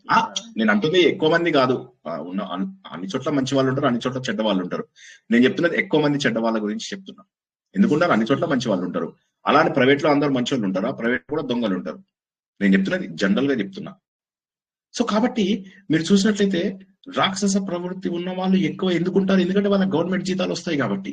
మళ్ళీ గవర్నమెంట్ జీతాలు కూడా ఎక్కడి నుంచి వస్తాయి తెలుసా? మనం ఇచ్చే ట్యాక్సుల నుంచి వస్తాయి. వాళ్ళ దృష్టి ఎంతసేపు కూడా పే రివిజన్ ఎప్పుడైంది, మా జీతాలు ఎప్పుడు పెరుగుతాయి, కానీ వాళ్ళు ఆఫీస్కి వచ్చిన వాడిని మనం ఎంత ప్రేమగా చూస్తున్నామా అని ఉండదు వాళ్ళకి. సో ఇదంతా కూడా వాళ్ళు సేవ అనుకుంటే ఎట్లయితుంది? ఇది సేవ ఎట్లా అవుతుంది? సేవ కాదు అది. మీరు పోలీస్ స్టేషన్కి వెళ్ళండి తెలుస్తుంది,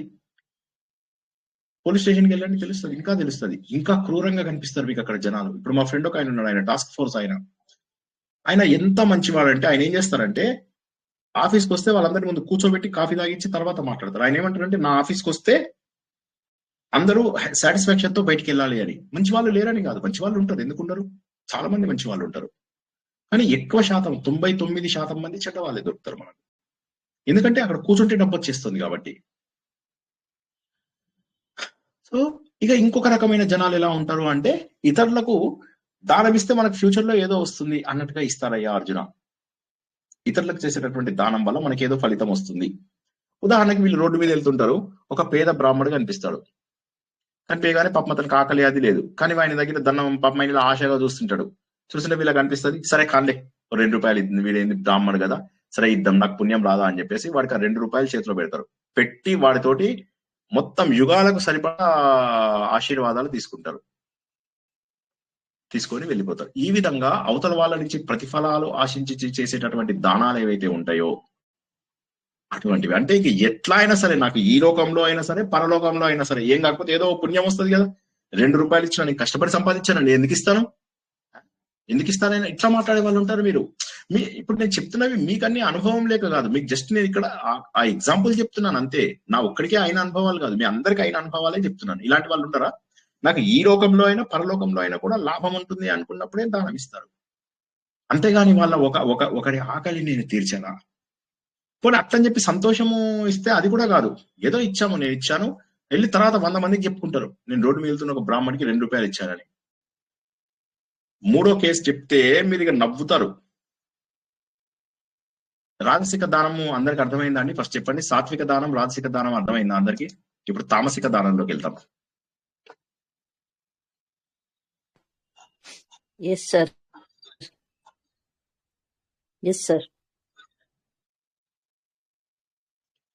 ఇక తామసిక దానం ఎలా ఉంటుందంటే, ఓ అర్జున, వీళ్ళకు నీతి నియమము ఇవేమీ ఉండవు. ఇచ్చేవాడికి సంతోషంగా ఇవ్వడం అట్లా ఇట్లా ఏముండదు. మంది దగ్గర డబ్బులు కలెక్షన్ చేస్తారు. ఇది ఎవరు చెప్తున్నారు? సంత్ జ్ఞానేశ్వర్. ఆయన ఏమంటారు అంటే మంది దగ్గర డబ్బులు కలెక్ట్ చేసి వాళ్ళు చేసినట్టుగా చేస్తారని. ఇప్పుడు మీరు చూస్తున్నటువంటి ఎక్కువ సోషల్ వర్క్ ఆర్గనైజేషన్స్, మాకు తెలుసున్న ఒక మీరు వేరే దేశంలో ఉంటాడు, అక్కడి నుంచి ఒక ఏదో ఇనిషియేటివ్ ఉంది వాళ్ళది, చేస్తాడు. అది చేసి అందరి దగ్గర డబ్బులు డాలర్లలో వాటిలో వీటిలో కలెక్ట్ చేస్తారు. చేసిన తర్వాత ఏం చేస్తారు? ఆ డాలర్లో కలెక్ట్ చేసిన డబ్బుతోటి ఇక్కడ చేస్తారు. మేము ఏదో ఇండియాకి వచ్చినట్టుగా వస్తాడు, వచ్చి ఇండియాకి వచ్చి కూడా పోజు పెడతాడు. షెరటాన్ హోటల్లో బుక్ చేస్తారు మా వాళ్ళు, ఫ్లైట్ ఛార్జెస్ ఇవన్నీ. ఇండియాలో మీటింగ్ కోసం వస్తాడు అతను. ఆ మీటింగ్ కోసం వచ్చినప్పుడు ఈ డబ్బంతా ఎవరిది? సోషల్ వర్క్ పేరు మీద అతను ఏం చేస్తున్నాడు అంటే జనాలందరి దగ్గర డబ్బులు కలెక్ట్ చేస్తాడు. కలెక్ట్ చేసిన తర్వాత ఏం చేస్తారు? ఇక్కడికి వచ్చేసి వాళ్ళ ఫ్లైట్ ఖర్చులతోటి వాళ్ళ అన్ని ప్రతి రూపాయి ఇందు లోపల పెడతాడు. ఆ మీటింగ్ అటెండ్ అవ్వకపోయినా నడుస్తుంది, అతను రాకపోయినా నడుస్తుంది. ఆ హోటల్ ఖర్చులు, ఇక్కడ ఉన్నటువంటి 10 రోజుల ఖర్చులు, ట్రాన్స్పోర్టేషన్ ఖర్చులు అన్ని కూడా లెక్కల్లో చూపించేస్తారు. చాలా మంది పీఠాలు పెడతారు, రకరకాల పీఠాలు పెట్టి మేము ఈ పీఠానికి ఖర్చు చేసామంటారు. ఆ పీఠంలో అయ్యే ప్రతి రూపాయి ఖర్చు అందులోనే వేస్తారు. వాళ్ళు కాఫీలు తాగుతారు, టీలు తాగుతారు, పార్టీలు చేసుకుంటారు. మళ్ళీ బయట జనాలకి మేము ఇది లాస్ట్ లో నడిపిస్తున్నామని కూడా చెప్పే వాళ్ళు ఉన్నారు. ఇక సోషల్ వర్క్ ఇంకా అయితే చెప్పక్కర్లే, ప్రతి ఒక్కడు దాన్ని రిజిస్టర్ చేయిస్తాడు. రిజిస్టర్ చేయించి ముందు జనాలు అందరి దగ్గరికి వెళ్ళి చెప్పుకుంటారు, మేము సోషల్ వర్క్ ఆర్గనైజ్ చేస్తున్నాం, మీరు ఎంతో కొంత డబ్బులు ఇవ్వాలి అని చెప్పేసి అందరి దగ్గర డబ్బులు కలెక్ట్ చేస్తారు. చేసిన తర్వాత ఏం చేస్తారు? వచ్చిన తర్వాత మంచి భోజనాలు అవి ఇవి పెట్టుకొని అందరూ కలిసి తింటారు. రండి మన ఆర్గనైజేషన్ భోజనం అని ఉత్తగా భోజనాలు తింటారు. ఇలాంటి వాళ్ళు ఉంటారయ్యా. ఇది కాక కొంతమంది ఏంటంటే రాబిన్ హుడ్ లాగా బిహేవ్ చేస్తారు. అందరి దగ్గర డబ్బులు కలెక్ట్ చేసేసి దొంగ డబ్బులు వేరే వాళ్ళకి ఇస్తారు, దోచుకున్నటువంటి డబ్బులు వేరే వాళ్ళకి పెడతారు. దీన్ని తామసిక దానం అంటామయ్యా. చాలా ఘోరం. వేరే వాళ్ళ దగ్గర డబ్బులు కలెక్ట్ చేసి నువ్వు దానం చేసినట్టుగా. ఇంకోటి ఏంది, మనం ఇప్పుడు అందరి దగ్గర 10 మంది దగ్గర డబ్బులు కలెక్ట్ చేసాం. నేను స్టేజ్ ఎక్కి నా పేరు ఫోటోలో పేపర్లో వేయించుకున్నాను, నా పేరు అందరికి చెప్పుకున్నాను, నాది రూపాయి లేదు మళ్ళీ అందులోపల. ఈ దానం చేసే వాళ్ళు ఎప్పుడు కూడా రూపాయి పెట్టాడు జేబులోంచి. అందరూ డబ్బులు కలెక్ట్ చేసుకుంటారు, చేసి వాళ్ళ సొంత ఖర్చులు అందులోంచి తీసేస్తారు. ఆయన చెప్తున్నాడు వీళ్ళందరూ ఏం చేస్తారంటే భట్రాజులయ్యా, వేశ్యలయ్యా వీళ్ళందరూ అని చెప్పి చెప్తున్నాడు. వేశ్యలు వీళ్ళు, భట్రాజులు అంటే పొగిడే వాళ్ళు, స్తుతి చేస్తారు. అందరూ వాళ్ళు చుట్టుపక్కల వాళ్ళందరూ పొగుడుతారని చెప్పేసి వీళ్ళు ఏం చేస్తారంటే ఇలాంటి పనులు చేస్తుంటారు. వాళ్ళకి నిజంగా సేవ చేయాలని ఉండదు. మీరు ఇంకా చూసుకోండి కావాలంటే. ఇప్పుడు మనం ఒక 10 మందిని కూర్చొని సోషల్ వర్క్ పెడదాము అనగానే ఫస్ట్ మీరు అందరూ ఆలోచించేది డబ్బు అంటారు. డబ్బు ఏం చేద్దాం అంటారు. ఫస్ట్ వచ్చేది డబ్బు. ఆ డబ్బు కూడా ఏంటి, ఎవరెవరి దగ్గర కలెక్ట్ చేసి వాటినంతా మన పర్సనల్ యూజ్ కూడా వాడతాం. పోనీ దాన్ని ఒక పర్పస్ కోసం వాడితే దట్ ఈస్ ఆల్సో ఫైన్. తర్వాత ఆర్గనైజేషన్ ఒక ఫౌండరు, ఒక ట్రస్టీ మెంబరు, కొంతమంది ట్రస్టీ మెంబర్లు, కొంతమంది డైరెక్టర్లు, వీళ్ళందరూ కలిసి ధనాన్ని ఇష్టం వచ్చినట్టుగా వాడతారు. వీళ్ళందరి చెవుల్లో మారు మోవేలాగా వాళ్ళ గొప్పలు చెప్పుకుంటూ ఉంటారయ్యా, గుర్తించు. వీళ్ళకి ఇంకేమీ లేదు. సుగంధ ద్రవ్యాలు, ఆయన ఎంత హీనంగా చెప్తున్నాడు అంటే జ్ఞానేశ్వరు, వీళ్ళకి పువ్వులు, సుగంధ ద్రవ్యాలు ఇవన్నీ వాసన అందులోనే ఉండి వాళ్ళు ఏంటంటే ఇది గొప్పగా ఫీల్ అయిపోతూ ఉంటారు వాళ్ళు. అంటే వాళ్ళు ఏంటంటే ఈ బయట నుంచి అందరి దగ్గర నుంచి కలెక్ట్ చేసిన డబ్బు కదా, మంది సొమ్ముతో, మా తెలంగాణ లోపల మంది సొమ్ముతో మంగళహారతి అని అంటారు అన్నమాట. వీళ్ళకి ఎప్పుడైనా ఒకసారి పొరపాటున వీళ్ళు మంచి పని చేసే అవకాశం ఉంది, కానీ ఆ మంచి పని చేయడానికి అవకాశం ఏదైతే ఉంటుందో అది ఇప్పుడు ఫర్ ఎగ్జాంపుల్ నువ్వు 100 కోట్లు పెట్టావనుకో, 100 కోట్లలో 10 కోట్లు కూడా నువ్వు సరిగా ఖర్చు పెట్టినప్పుడు లాభం ఏంది? కాబట్టి కానీ 5 కోట్లైనా ఖర్చు పెట్టేది ఉంది కదా, అలాంటి అవకాశం ఉంది అంటున్నాడు. ఒక్కొక్కసారి లక్కీగా అవి కలిసి వస్తాయి, అవి కూడా చెయ్యొచ్చయ్యా వీళ్ళు. కానీ వీళ్ళకి ఎవరిపైన పూజ్య భావము, గౌరవము, వేరే వాళ్ళని ఇది చేయాలని ఉండదు. అది కాక డబ్బు ఇచ్చినప్పుడు ఏందయ్యా ఇవ్వలేదా మా ఫౌండేషన్ నుంచి? మా ఫ్రెండ్దే ఒక ఫౌండేషన్ ఉంది, ఆయన ఎంత డబ్బు కలెక్ట్ చేస్తాడో లెక్కలేనంత. ఆయన హ్యాండిల్ చేసేది 15,000. వాళ్ళతో ఎలా మాట్లాడతాడు తెలుసా? అరే ఒరే, ఇవే రాశాడు మన జ్ఞానేశ్వర్, అవే రాశారు. అరే ఒరే అనుకుంటూ జనాల పైన ఇది చేసుకుంటూ తనే నడిపిస్తున్నట్టుగా. వాడు ఎంత డబ్బు వేశాడో అనేది లెక్క ఉండదు ఇక్కడ. అందరి దగ్గర కలెక్ట్ చేసిన డబ్బు కదా, అందరి దగ్గర కలెక్ట్ చేసుకొని మంది సొమ్మితో మంగళహారం ఆడడం ఏంటి? దానం ఇచ్చి మళ్ళీ ఇంకొకసారి ఏమంటారు తెలుసా? ఎవరికి 5,000 ఇస్తే సార్ 5,000 ఇచ్చా, ఇక నీ ముఖానికి అదే దాల్లే. దాన్ని జ్ఞానేశ్వర్ ఏం చెప్పాడు అంటే నీ విలువ ఇంతే, తామిచ్చిన దానము ఎంతైతే ఉందో అవతల వాడి విలువ అంతే. అంటే నేను నీకు 10,000 ఇస్తే నీ ముఖానికి అంతే అవసరము అన్నది నేను చెప్పిన మాటకి ఆయన చెప్పారు. అవతల వాళ్ళని అవమానం చేస్తుంటారు. ఇచ్చింది చాలదా నీకు, సరిపోదా, ఎంత అడుగుతావు, ఇచ్చాం కదా అని చెప్పేసి వాడిని స్టేజ్ ఎక్కించి స్టేజ్ లో అందరు ముందు ఇస్తారు. ఈ గవర్నమెంట్ పథకాలు ఇవన్నీ ఇలాంటివే. ఇటువంటిది ఘోరమైనది. దానం ఇచ్చేవా ఎవరికైతే ఇస్తున్నామో వాళ్ళపైన ఎటువంటి గౌరవం ఉండదు, ఎటువంటి గౌరవం ఉండదు, ఎటువంటి గౌరవం ఉండదు, ఎటువంటి ఇది ఉండదు. అనుచిత ప్రదేశము, సరైన టైం కాదు, అర్హత లేనటువంటి వాళ్లకు మర్యాద లేకుండా ఇష్టం వచ్చినట్టుగా మాట్లాడుతూ చులకనగా చేస్తూ ఇచ్చేటటువంటి దానము తామస దానము. ఇష్టం లేకుండా ఏదో నాకేదో ఆశతోని నాకేదో రిటర్న్ వస్తుంది అని చేసేటటువంటి దానమేమో రజోగుణము. ఏమి లేదు, సరైనటువంటి సమయం ఉంది, ఈ సమయం లోపల ఇది సరైన సమయం, ఇది ఇవాళ ముహూర్తం కరెక్టో కాదో తెలియదు, కానీ ఇతడికి ఆకలిస్తుంది, ఈ సమయం లోపల నేను దానం చేస్తాను. మీ అందరికీ కూడా ఆ కథ తెలుసు. ఒకసారి ఒక వ్యక్తి ఇంటికి దేవుడు వస్తాను అని చెప్పేసి చెప్తాడనమాట. ఇంటికి వాళ్ళ నేను భోజనానికి వస్తున్నాను అంటాడు. ఇతను అడగడం మర్చిపోతాడు. దేవుడు ఎట్లొస్తాడు, మార్నింగ్ బ్రేక్ఫాస్ట్ వస్తాడా, లంచ్ వస్తాడా, డిన్నర్ వస్తాడా అని చెప్పి దేవుడికి పొద్దున్నది రాత్రి దాకా పెట్టాడు కదా. సో ఏ పూట ఆ పూటనే చెయ్యాలి, ఆయన ఎప్పుడు వస్తే అప్పుడే తింటాడని చెప్పి పొద్దున్న బ్రేక్ఫాస్ట్ చేస్తాడు. ఎదురు చూస్తూ ఉంటాడు. ఇక దేవుడు వస్తాడు ఇంకొక అరగంటలో పావు గంటలో అన్న టైం లోపల బయట ఒక చిన్న పిల్లోని అందరూ కొడుతూ ఉంటారు. ఏమైందంటే వాడు ఆకలి కోసం ఏదో అట్టిపండు గుంజుకున్నాడు అంటే అయ్యో వద్దు రండి రండి అని ఆ పిల్లోని లోపల తీసుకొచ్చేసి వాడికి తినిపించేస్తాడు. తినిపించి దేవుడు రాకపోతే బాగుండు, ఇప్పుడు దేవుడు రాకపోతే బాగుండు, నేను ఆల్రెడీ మొత్తం అన్నం వండిందంతా అయిపోయింది అని మధ్యాహ్నంకి వంట వండుతాడు. లక్కీగా దేవుడు కూడా రాడు. మధ్యాహ్నం వంట వండుతాడు. మధ్యాహ్నం వంట వండితే ఆ టైం లోపల ఏమవుతుంది, అదే టైంకి ఊరు నుంచి ఎవరో ఒక కుక్కనో సంథింగ్ ఏదో వస్తుంది. అదే ఆకలిగా చూస్తూ ఉంటుంది, ఎప్పుడు అటు ఇటు తిరుగుతూ ఉంటుంది, దాని ఎముకలు ఎండిపోయి ఉంటాయి. ఇదని చూస్తాడు. చూసి ఇది ఇప్పుడు పెట్టేద్దాము, దేవుడు రాకపోతే బాగుండు అని చెప్పేసి ఈ ఆహారం అంతా దానికి పెట్టేస్తాడు. ఆకలిగా ఉంటుంది, ఎముకలు కనిపిస్తూ ఉంటాయి, దానికి పెట్టేస్తాడు భోజనం. పెట్టేసిన తర్వాత రాత్రి అవుతుంది. ఇప్పుడు రాత్రి అయితే గ్యారంటీగా వస్తాడు దేవుడు అని చెప్పేసి రెడీగా ఉంచుతాడు. అదే టైం లోపల ఒక ముసలి దంపతులు, ఆ రోజుల్లో పూటకొల్ల ఇల్లు ఉండేవి కాదు కదా, వీళ్ళింటికి వచ్చి ఉంటారు. ఏం చేయాలో తెలియదు. తను వండిన అన్నం వాళ్ళకి పెడతాడు. పెట్టి సంతోషంగా పెడతాడు. వాళ్ళలోనే దేవుణ్ణి చూసుకుంటూ సంతోషంగా పెడతాడు. వాళ్ళు పడుకుంటారు. పడుకున్నాక హాల్లో కూర్చొని ఏడుస్తూ ఉంటాడు. చూసావా, దేవుడికి నేను చేయలేకపోయాను, ఒక్క అవకాశం ఇచ్చాడు దేవుడు నాకు అన్నం పెట్టేది, నేను దేవుడికి ఒక్క పూట అన్నం పెట్టలేకపోయానా అని ఏడుస్తూ ఉంటాడు. అప్పుడు ఒక వెలుతురు కనిపిస్తుంది.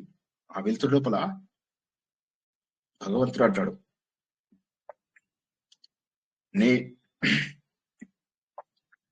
నేను నీ ఇంటికి వాళ్ళ ఒకసారి కాదు, 2 సార్లు కాదు, 3 సార్లు వచ్చాను.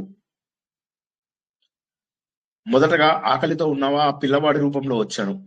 రెండవసారి ఆకలితో ఉన్న ఆ శునకం రూపంలో వచ్చాను. మూడవసారి ఊరు రాత్రిపూట వచ్చినటువంటి ఆ వృద్ధ దంపతుల రూపంలో వచ్చాను. నా కడుపు నువ్వు 3 సార్లు నింపావు.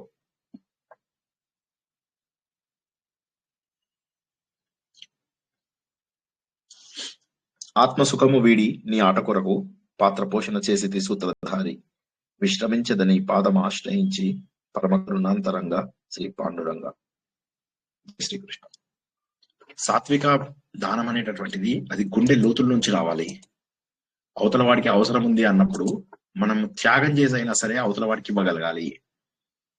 అలాంటి పరిస్థితులు అందరి జీవితంలో ఉంటాయి ఖచ్చితంగా. అది మాత్రమే నిజమైన జీవితము. వేరే వాళ్ళ కోసం బతికే జీవితమే జీవితము. మన కోసం మనం ఎలాగో బతుకుతాం, మన ఫ్రెండ్స్ కోసం ఎలాగో బతుకుతాం. చాలా మంది పార్టీలలో వీటిల్లో ఎంత మందికి గొప్ప చూపించుకోవడానికి ఎన్ని లక్షలు ఖర్చు పెడతారో. నేను చెప్పే కదా, మా ఫ్రెండ్ ఒక ఆయన 40 లక్షలు ఖర్చు పెట్టాడు పార్టీకి. ఏంటయ్యా 40 లక్షలు, పిల్లల ధోతి ఫంక్షన్ కి ఎవడైనా 40 లక్షలు ఖర్చు పెడతాడా అంటే అంతే, మా దాంట్లో అట్లాగే చేయాలి, గ్రాండ్ గా చేయాలి అని. ఎట్లా చేశాడంటే అసలు అది నాకు ఆశ్చర్యం వేసింది. 10-15 పెళ్లిళ్ళు చేసినట్టుగా ఒక 100 మంది ఫోటోగ్రాఫర్లు ఈయన లోపలికి రావడం కూడా ఎట్లా అంటే ఒక యాంటిక్ బైక్ మీద, ఒక యాంటిక్ వెహికల్ లోపల ఆయన డ్రైవ్ చేసుకుంటూ లోపలికి వస్తూ ఉంటారు. మనం బయటకు వచ్చినప్పుడు మనకు ప్రొజెక్షన్ అనమాట, 3D ప్రొజెక్షన్ లోపల ఆయన కనిపిస్తూ ఇట్లా ఉంటారు అనమాట. మీరందరూ నా నివేదన యాక్సెప్ట్ చేసి వచ్చినందుకు మీ అందరికీ కృతజ్ఞతలని. ఇలాగా చూస్తే ఏదో కొత్త లోకంలో ఉన్నట్టే ఉంటుంది. మరి ఇదే జనాలకు పెట్టాలి అనుకున్నప్పుడు ఎందుకు ఇంత ఆలోచిస్తారు? మనకు లేకపోయినా కూడా అవతల వాడికి అవసరాన్ని బట్టి పెట్టడం, అది నిజంగా అవతల వాడి యొక్క నీడ్స్ ను గుర్తించి పెట్టడం, అది నిజమైనటువంటి దానము. మనకేదో లాభం చేస్తారంటే అది దానం ఎట్లా అవుతుంది? అది ప్రతిఫలం ఆశించడం. ఇక ఇవి అవి కాదు, మంది సొమ్ముతో చేసేదాన్ని అంతటినీ కూడా, మంది సొమ్ముతో మనం చేసే ప్రతి రూపాయి ఎంత మంది మంది సొమ్మును వాడతారు తెలుసా? మీకు తెలియకపోవడం కాదు, మీకు ఎవరికి తెలియదా అండి? ఇలాంటి ఎగ్జాంపుల్స్ మీరు జీవితంలో చూడలేదా? ఇవాళ నేను చెప్పినటువంటి ఎగ్జాంపుల్స్ జీవితంలో ఇప్పటి వరకు చూడలేదు సార్ అని చెప్పిన వాళ్ళు ఎవరైనా చెప్పండి ఒకసారి నాకు. చూసాం సార్, అన్ని అలాగే జరుగుతున్నాయి. చూసామండి, చూసాం. మంచి వాళ్ళని చూడలేదా మీరు? దానం కరెక్ట్ గా చేసే వాళ్ళని చూసిండరా? చేసే అలాంటి వాళ్ళు కూడా ఉంటారు. వాళ్ళు కూడా ఉంటారు, వాళ్ళకి మంచి వాళ్ళు లేకపోయినా ఉంటారు. చాలా మంచి వాళ్ళు ఉంటారు, చాలా సాత్విక దానం చేసే వాళ్ళు కూడా ఉంటారు. వాళ్ళకి లేకపోయినా కూడా 10 మందికి పెట్టి వాళ్ళ ఇల్లంతా గుల్ల చేసుకున్నటువంటి వాళ్ళు ఎంతమంది ఉంటారో, 10 మంది క్షేమం కోసం అని చెప్పి వాళ్ళ జీవితాలు నాశనం చేసుకున్న వాళ్ళు ఎంతమంది ఉంటారో, సాత్విక దానం చేసిన వాళ్ళు కూడా చాలా మంది ఉంటారు. అలాంటి వాళ్ళని కూడా చూసే ఉంటారు. దీని లోపల ఎక్కువగా మనం చూసినట్లయితే రాజసిక దానాలు ఎక్కువ ఉంటాయి.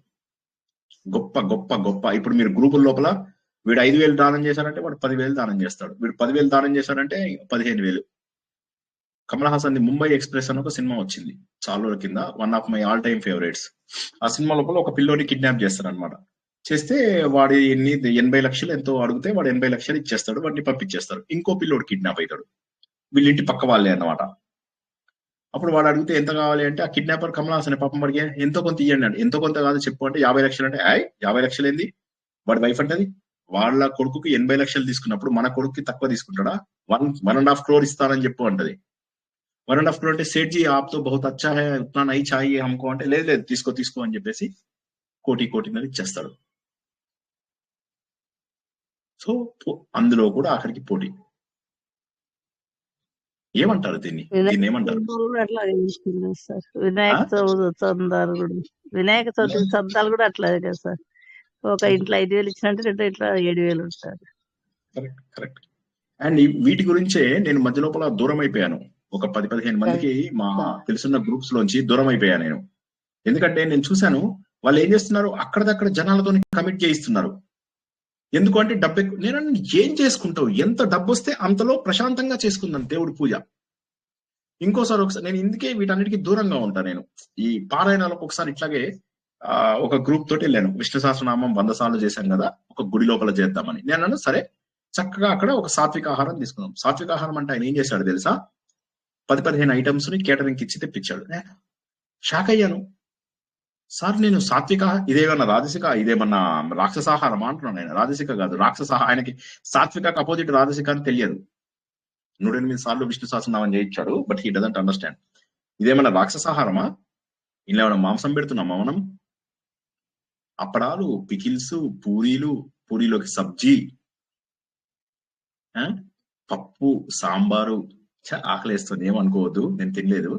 సో కాబట్టి కొన్ని నా ఫేవరెట్ ఐటమ్స్ అన్ని చెప్పుకుంటున్నాను యాక్చువల్ గా.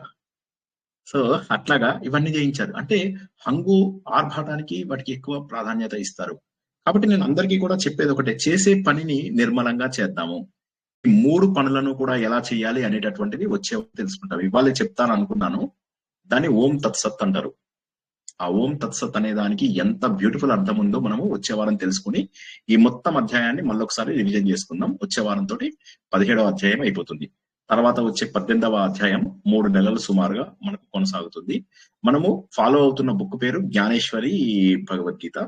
సో ఇంత మామూలుగా డైరెక్ట్ గా మీనింగ్ చెప్పాలంటే 2 రోజుల్లో చెప్పేస్తాను 17వ అధ్యాయాన్ని. కానీ 7-8 వారాల నుంచి, ఎందుకంటే జ్ఞానేశ్వరి లోపల ఆయన ప్రాక్టికల్ ఎగ్జాంపుల్స్ చాలా ఇచ్చాడు.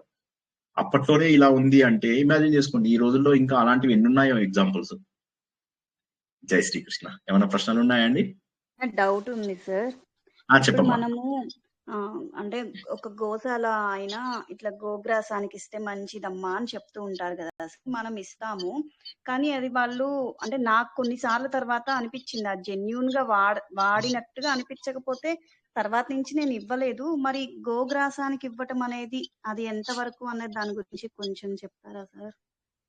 ఇక్కడ ఒక పాట ఏంటంటే, గోవు దానం అనే, మనకు గోవు అనేటటువంటిది ఒక మంచి లక్షణంగా చెప్పడం మంచిదే, గోవు కాదనను నేను. ఇంటి దగ్గర ఒక పిల్లవాడికి చదివిస్తే మంచిదా? ఇప్పుడు మీరు నిజంగానే ఒక ఆవుకి దానం వేయడానికి మీ చేతులతోటే వేయమని అంటారు, మీరు అక్కడికి వెళ్ళి చేతులతోనే వేస్తారు. 100 మంది అక్కడ లైన్లు కట్టి 100 మంది ఆవుకు తినిపిస్తారు. ఆవు ఎప్పుడు ఆపేస్తుందండి? ఆపండి ఎన్నిసార్లు అంటుందండి ఆవు? చైతన్య గారు గమనించింది మనం పెట్టే కొద్దీ తింటానే ఉంటది బెల్లము. అట్లా నేను చూసినంత వరకు తింటానే ఉంటది.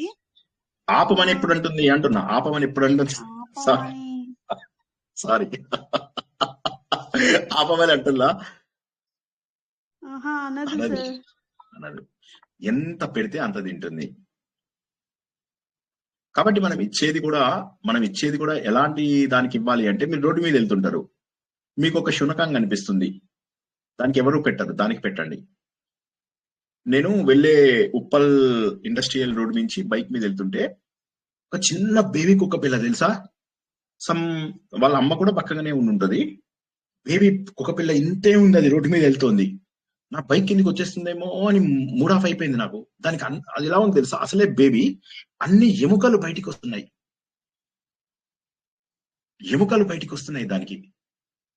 నాకు కుక్కలతోని బాంధవ్యం లేదు, నాకు కుక్కలు ఇవి అంటే కొద్దిగా భయము. నేను ఇది సో లేకపోతే నేను అంటే బిస్కెట్ ఇచ్చాను అంతే. కానీ నేనేమంటున్నానంటే, దాన్ని ఇంటికి తీసుకొచ్చి పెంచుకునేంత అర్హత ఉన్నది దానికి. అదే గోగ్రాసం. గోగ్రాసము అంటే పశువులకు మీరు వేసేటటువంటి గ్రాసంనే గోగ్రాసం అంటారు. ఆవుకే వేయాల్సిన అవసరం లేదు, అవకాశము ఉన్న దానికి వెయ్యాలి. మీకు ఏంటంటే గోగ్రాసం వేస్తే పుణ్యం వస్తుందని చెప్తారు కాబట్టి మీరు పుణ్యం కోసం చేస్తున్నారు. అప్పుడు అది రాజసిక దానం అవుతుంది, కానీ అది సాత్విక దానం ఎలా అవుతుందో ఒకసారి చెప్పండి చైతన్య గారు. అంటే ఈ మధ్య అది ఆల్మోస్ట్ 3 years బ్యాక్ సార్. నేను అనేది అది కాదు, జవాబు చెప్పండి. తామసం కాదు, రాజసం ఇస్తామన్నమాట. అంటే మంచిది అంటారు కదా. సో మంచిది అంటే జనరల్ గా మంచిది అని జనాలు అన్నారు అంటే మీనింగ్ ఏంటంటే, నీకు పుణ్యం వస్తుంది అని చెప్పేసి. నీ పుణ్యం వస్తుంది, నీ పిల్లలు బాగుంటారు, నీ ఫ్యామిలీ బాగుంటుంది అని. మెయిన్లీ ఇవి చెప్తే ఎవరైనా చేస్తారు. అయితే నేనేమంటున్నాను, అది అప్పుడు అది రాజస దానం కిందికి వస్తుంది, కానీ సాత్విక దానం ఎలా అవుతుంది? అంటే అప్పట్లో నాకు అంత తెలియదు. 3 years అప్పటి వదిలేసేయండి. ఇప్పటికే జవాబు సాత్విక దానం. మనం నేర్చుకున్న పారామీటర్స్ ఇవ్వాలి కదా, నేర్చుకున్నది.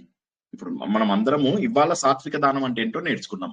సాత్విక దానము అంటే ఏది అవసరమో అది ఇవ్వాలి. ఒక విద్యార్థికి సరైన సమయం లోపల ఏది చదువుకోవాలో చెప్పారనుకోండి, వాళ్ళ జీవితం మారిపోతుంది. తర్వాత వాళ్ళు మిమ్మల్ని పట్టించుకోవచ్చు, పట్టించుకోకపోవచ్చు.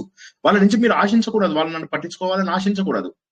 అప్పుడు అది సాత్వికం అవుతుంది. అంతేగాని నేను వాడి జీవితంలో హెల్ప్ చేశాను, వాడు నన్ను నాకేదో ఒకటి హెల్ప్ చేయాలి, చూసావా వాడు నేను అప్పుడు అంత చేశాను, వాడు నన్ను ఇప్పుడు పట్టించుకోవడం లేదు, ఇలాంటివి అనుకోకూడదు. ఇంకా నేను ఇందాక ఏం చెప్పాను, మనం ఏదో జన్మలో వాళ్ళకి బాకీ ఉన్నాం అనుకున్నట్టుగా ఇచ్చేయాలి. అయ్యో ఇది వాళ్ళ వస్తువు అని ఇచ్చేయాలి. సాత్విక దానం అంటే గుండె లోతుల్లోంచి రావాలి. రాజసిక దానాల వల్ల ఫలితం ఉండదని కదా ఆయన చెప్పేది. రాజసిక దానాల వల్ల ఫలితం ఉండదు. ఎందుకంటే మనం ఆశించి చేస్తున్నప్పుడు ఏమైతుందంటే, ఆశించి చేసినప్పుడు అది సరైనటువంటి ఫలితం ఇవ్వదు. ఇక తామసిక దానం అయితే ఇంకా మీకు చెప్పాను ఇందాక, జనాలు ఎలాంటి వాళ్ళు, ఎంత అందరి దగ్గర పైసలు కలెక్ట్ చేయడాన్ని, మఠాలు, పీఠాలు, ఇవందరూ వీళ్ళు చేసేది. మీరు నమ్మండి నమ్మకపోండి, మఠాధిపతులు, పీఠాధిపతులు నేను మాటకి క్రిటిసైజ్ చేస్తుంటే కొంతమంది బాధపడుతుంటారు ఇందులో, నాకు తెలుసు. కానీ ఒకటే గుర్తుంచుకోండి, ఎవరిని బాధ పెట్టడానికి కాదు, అక్కడ సత్యం చెప్పడానికి మాత్రమే. ఎందుకంటే బయట మనం ఇది చెప్పుకోలేని పరిస్థితి, చెప్పుకున్నామంటే మన ధర్మమే చులకనవుతుంది. కానీ ఒక్కసారి ఆలోచిస్తే మఠాల పేరు మీద, పీఠాల పేరు మీద ఎంత డబ్బు నాశనం అవుతుందో చూడండి ఒకసారి. ఇప్పుడు మీరు వెళ్ళి తిరుపతి లోపల డబ్బులు వేస్తారు, ఆ డబ్బులంతా గవర్నమెంట్కి వెళ్తాయి. గవర్నమెంట్ ఏం చేస్తాడు, పాస్టర్స్ కి డబ్బులు ఇస్తున్నాడు, మసీదులలో, మదరసాలలో వాళ్ళున్న ముల్లాలకి, వాళ్ళకి వీళ్ళకి డబ్బులు ఇస్తున్నారు. మన డబ్బులతోటి లెక్క చేయలేక వదిలేస్తున్నారు సార్ అమౌంట్ కూడా.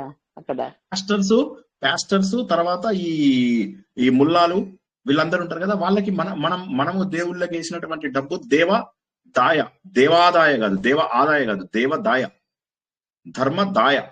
దాన్ని ధర్మాదాయం, దేవాదాయం చేశాడు. దేవుడి పైన ఆదాయము, ధర్మం పైన ఆదాయం చేసి పారేశారు పాపాత్ములు.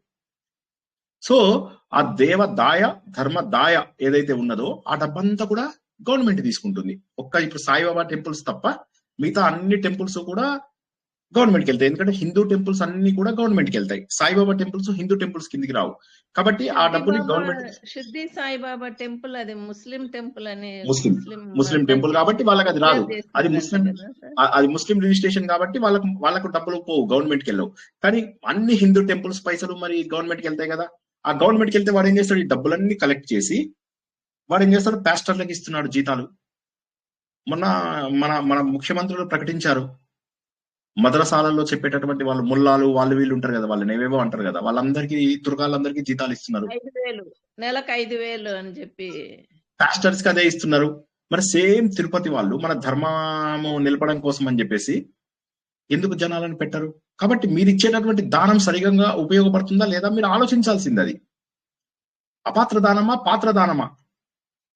మీరు అదే మీ ఇంటి పక్కన ఒక ఆలయానికి వెళ్ళి ఆలయాన్ని శుభ్రపరిచి గుండెల నిండుగా దేవుని మనసులో నింపుకొని అక్కడ ఒక దీపం వెలిగించి, సాహసం సినిమా లోపల తాప్సీ ఎంత ప్రేమగా దేవుణ్ణి పూజిస్తుందో అంత ప్రేమగా దేవుణ్ణి పూజించి శుభ్రపరిచి బూజులు దులిపి అభిషేకం చేసి దండం పెట్టుకొని ప్రశాంతంగా 2 గంటలు అక్కడ ధ్యానం చేసుకొని అగరబత్తులు వెలిగించి రండి.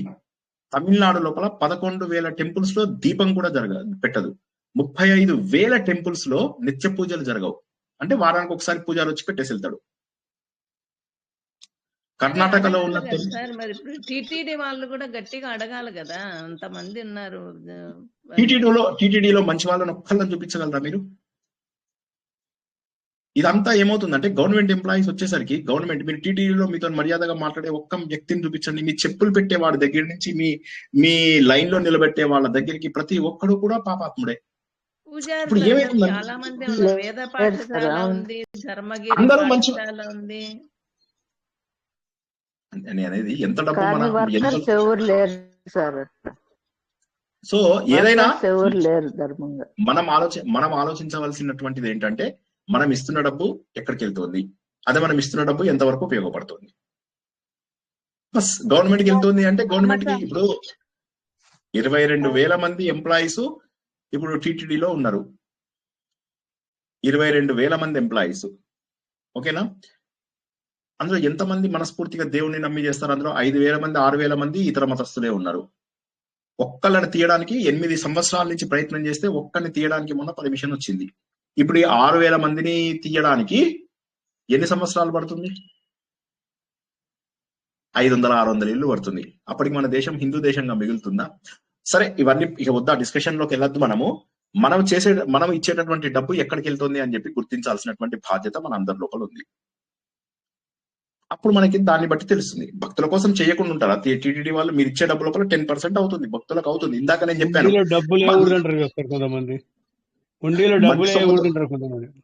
మంది సొమ్ముతో మంగళహారతి అని ఇందాక ఎగ్జాంపుల్ చెప్పాం. ఇప్పుడు మాకు తెలిసిన వాళ్ళు డబ్బులు కలెక్ట్ చేస్తూ నడిపిస్తూ ఉంటారు కదా, వాళ్ళ ప్రయాణపు ఖర్చులు, వాళ్ళ అమెరికా నుంచి వేరే దేశాల నుంచి వచ్చే ఖర్చులు, ఇక్కడ ట్రాన్స్పోర్టేషన్ ఛార్జెస్, ఇక్కడ వాళ్ళు ఉండే హోటల్ ఛార్జెస్, మళ్ళీ ఇవన్నీ కాక నేను ఇట్లా నా ఈ సోషల్ వర్క్ పని మీద వచ్చాను అని అందరి దగ్గర 100 దగ్గర పేర్లు చెప్పుకోవడం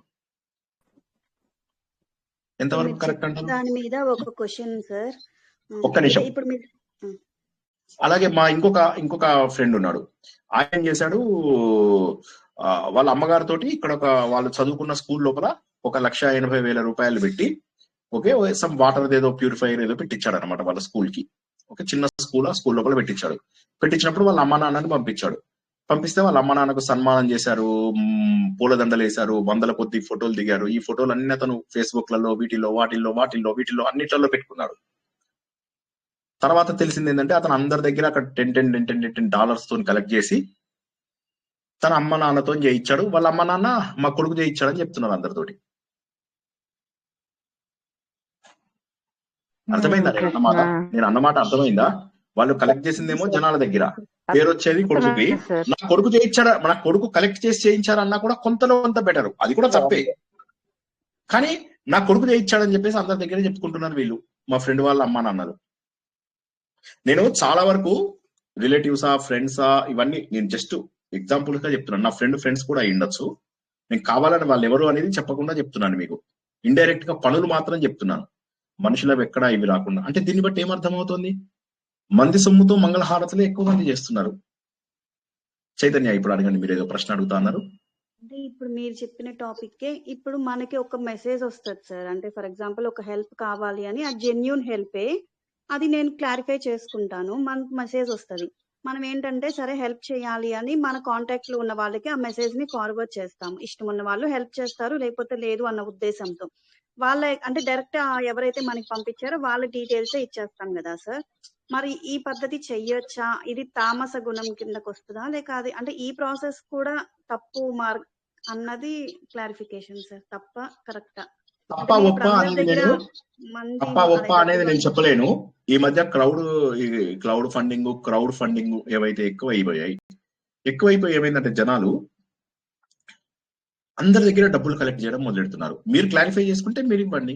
మీకు తెలిసిన ఒక నలుగురికి చెప్పండి. వాట్సాప్లలో, ఫేస్బుక్లలో, వాటిల్లో పంపించకండి. మీకు తెలిసిన నలుగురికి చెప్పండి. వాళ్ళని కూడా వెళ్ళి చూసుకొని రమ్మనండి. మీరు కన్ఫర్మేషన్ ఇవ్వకండి. ఒకవేళ అక్కడ ఏ చిన్న పొరపాటైనా పాపం మొత్తం మీకు వస్తుంది.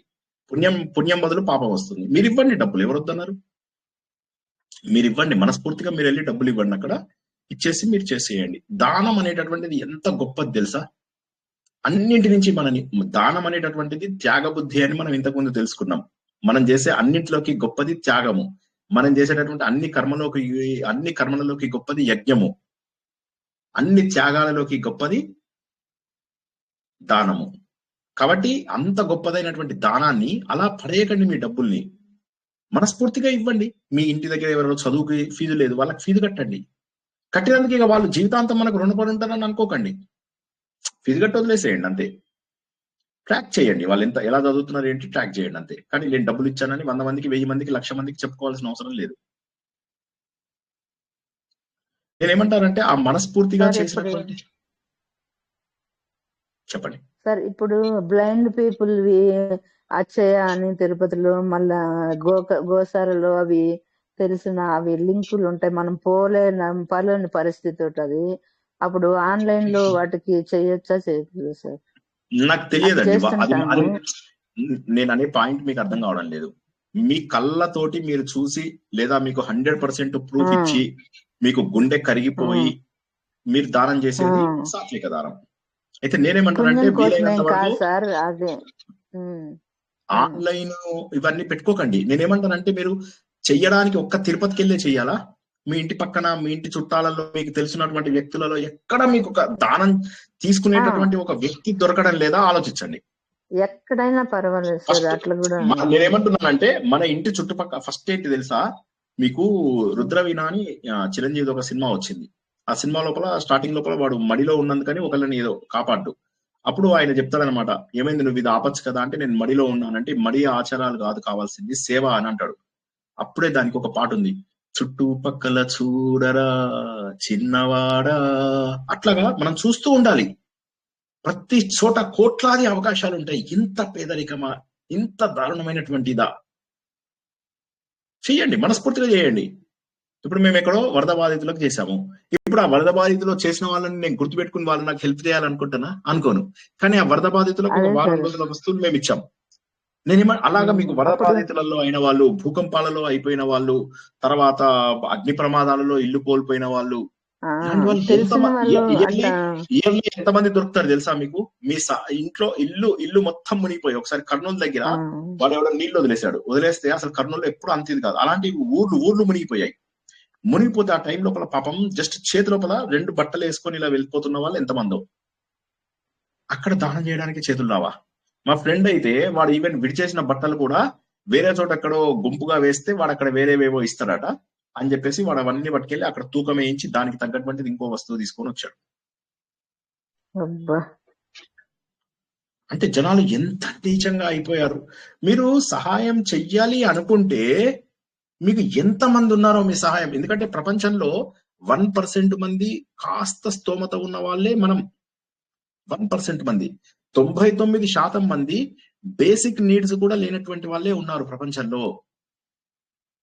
99% వాళ్ళు కూడు గూడు గుడ్డ వీటికి లేని వాళ్ళే ఉన్నారు. వాళ్ళు అలా పరిగెడుతూ ఉంటారు. ఎముకలు ఇలా తేలుతూ కనిపిస్తూ ఉంటాయి. స్కూళ్ళకి వెళ్ళరు, తల్లిదండ్రులు చదవరు. ఇటు చూస్తే ఊర్లో వాళ్ళు మోసం చేస్తూ ఉంటారు, డబ్బులు తక్కువ ఇస్తూ ఉంటారు. ఎన్ని చేయొచ్చు? ఒక ఊరు దత్తత తీసుకోవచ్చు మీకు అంత డబ్బు ఎక్కువ ఉంటే, లేదా ఒక ఊరు లోపల ఎంతో కొంత మంచి ఇది చేయవచ్చు. ఏమీ లేదు. మనం ఎంతసేపు తిరుపతిని పట్టుకొని మిమ్మల్ని కాదు సార్. నేను ఒకసారి బస్ స్టాండ్ లో వెళ్తుంటే వాళ్ళు బ్లైండ్స్ వాళ్ళు చదువుకునే వాళ్ళు పోతా ఉన్నారు. అది చూసి నాకు ఏడుపు వచ్చేసింది సార్. ఆ ట్రస్ట్ కి అని మనం తిరుపతిలోని కానీ మాది నేటివ్ ప్లేస్ అక్కడ. అయితే అక్కడ చూసి బాధేసి అట్లని అంతే. ఇంకా అట్లేం మీ అబ్బాయిని తిరుపతి పంపించండి, మీ అబ్బాయిని పంపించండి, మీ పుణ్యక్షేత్రాలని అబ్బాయిని ఏమీ కాదు పంపించండి. సార్. అదే మీ అబ్బాయిని పంపించి చూపించి ఆ, ఇచ్చేయండి. ఆ సహాయం కూడా రెగ్యులర్ గా ఉండేలాగా చూడండి. వీలైనంత వరకు రెగ్యులర్ గా చదువు అనే దగ్గర ఏం ఆ, చేయాలంటే కొద్దిగా రెగ్యులర్ గా ట్రాక్ చేస్తూ ఉండాలి. మంచి పని అది చెయ్యండి ఉమ్, తప్పకుండా. ఈ- తర్వాత బ్లైండ్ స్టూడెంట్స్ కి స్కూల్ క్లాసెస్ చదివేవి అవి ఇవి ఉంటాయి. క్లాసెస్ చదివేవి ఆ, వాళ్ళ పాఠాలను అదే చదివి ఆ, అవన్నీ రికార్డ్ చేసి పెట్టచ్చు. ఇలాంటి సహాయాలు ఎన్నో, అసలు డబ్బు లేకుండా చేసే సహాయాలు లెక్కలేనన్ని. చదువు చెప్పడం, ఎడ్యుకేషన్ చెప్పడం, physics, chemistry, mathematics, computers, biology, mathematics ఎన్ని చెప్పచ్చు తెలుసా? ఉద్యోగాల నుంచి మా అబ్బాయి రిజైన్ చేసేసి రిటైర్ అయిన వాళ్ళు కూడా ఎవ్వరు చేయరు. రిటైర్ అయిన వాళ్ళు కూడా సహాయం చేయడానికి సిద్ధపడరు. బయట ఇంట్లోంచి కాలు బయట పెడితే కోట్లాది మంది మన సహాయం కోసం ఎదురు చూస్తున్న వాళ్ళు ఉన్నారు. కానీ దొరికిన ఒకే ఒక జన్మని మనం ఏమి చేయకుండా ఇది చేస్తున్నాం. కాబట్టి నేనేమంటానంటే ఎవరికి తోచిన దాంట్లో వాళ్ళు చేస్తున్నారు, కానీ ఒక డైరెక్షన్ బట్టి చెయ్యండి అని నా ఉద్దేశం. ఎవరిని క్రిటిసైజ్ చేయడం కాదు. ఒక పద్ధతి ప్రకారం ఒక డైరెక్షన్ లో ఇవాళ తెలుసుకున్నారు కాబట్టి మీకు నచ్చిన పద్ధతిలో చేయండి. సాత్వికమా, రాజసమా, తామసమా చూసుకొని చేయండి. జై శ్రీకృష్ణ.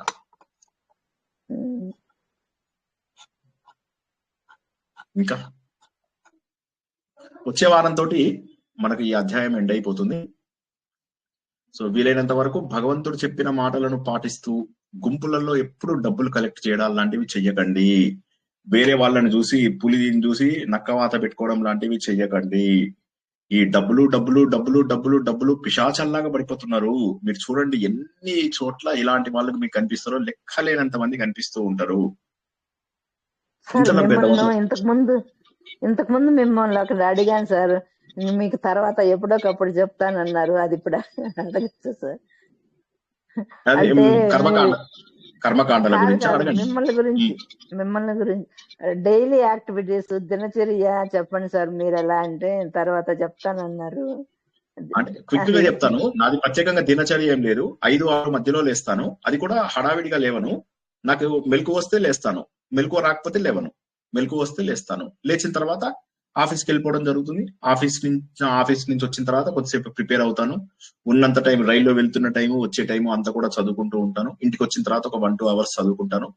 తర్వాత ప్రవచనం అయిపోయిన తర్వాత టైం ఉంటే టీవీ చూస్తాను మధ్యలో గ్యాప్ వస్తే. లేకపోతే వార్తలు మాత్రం కంపల్సరీగా అప్ టు డేట్ చేసుకుంటాను. ఆఫీస్కి వెళ్ళిన రోజు అప్పటిదాకా మిస్ అయిపోయిన టాపిక్స్, మీకు చూపించినటువంటి పుస్తకాలు ఇవన్నీ చదువుకుంటాను. బ్రేక్ఫాస్ట్, లంచ్ కంపల్సరీగా చేస్తాను ప్రతిరోజు.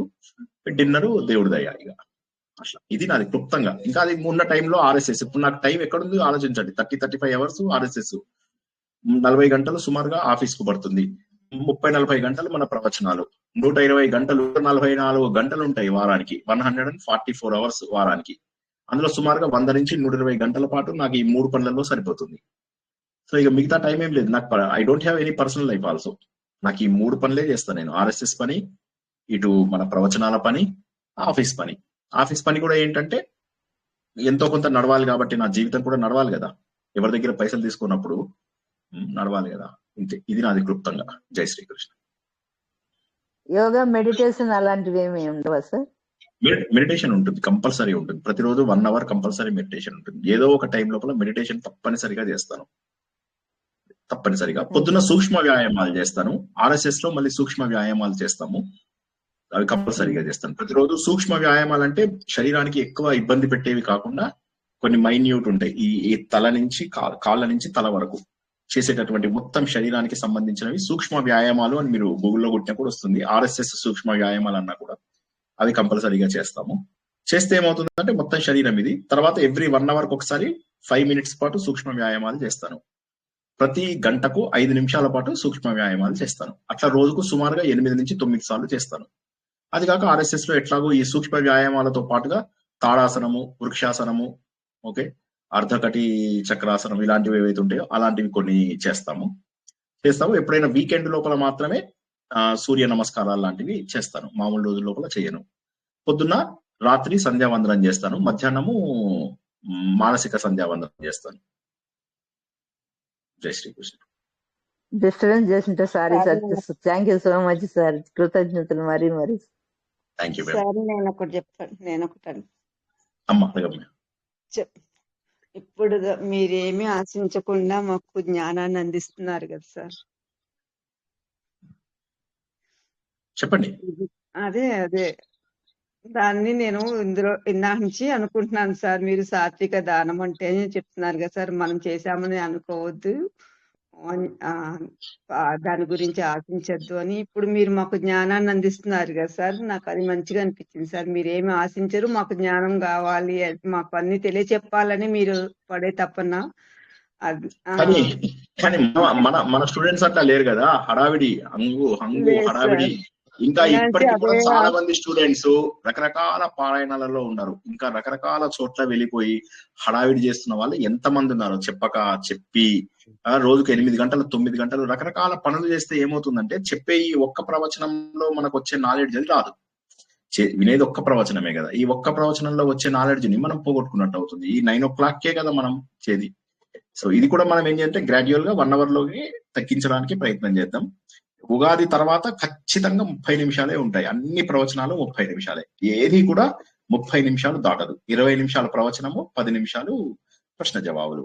ఉగాది తర్వాత అంతే.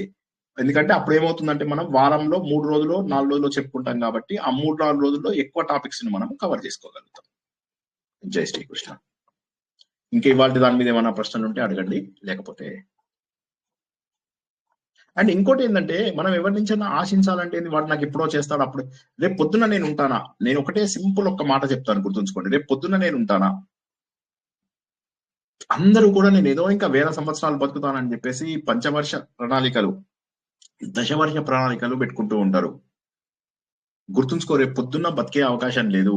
ఇవ్వాలి లాస్ట్ డే అన్నంతగా ప్రశాంతంగా భగవంతుడికి మనం చేసేటటువంటి సాధన చేసి చూపించాలి. మనం ఏంటో తెలుసుకోవాలి, మనం ఎవరమో తెలుసుకోవాలి. దానికి కావాల్సిన సాధన చేయడానికి చివరి అవకాశం వచ్చింది మనకు. హంగు ఆర్భాటం ఎవరైనా చేయగలుగుతారు. చదువు దానికి అవసరం లేదు, ఆలోచన అవసరం లేదు. ఎవడైనా చేయగలుగుతాడు. డబ్బులు ఎవడైనా కలెక్ట్ చేయగలుగుతాడు. అవన్నీ చేయకుండా మనం వృద్ధి చెందడం మోర్ ఇంపార్టెంట్ కదా. అవన్నీ చేయకుండా ముందు ఫస్ట్ డబ్బులు జనాల దగ్గర చెయ్యి దాచడం.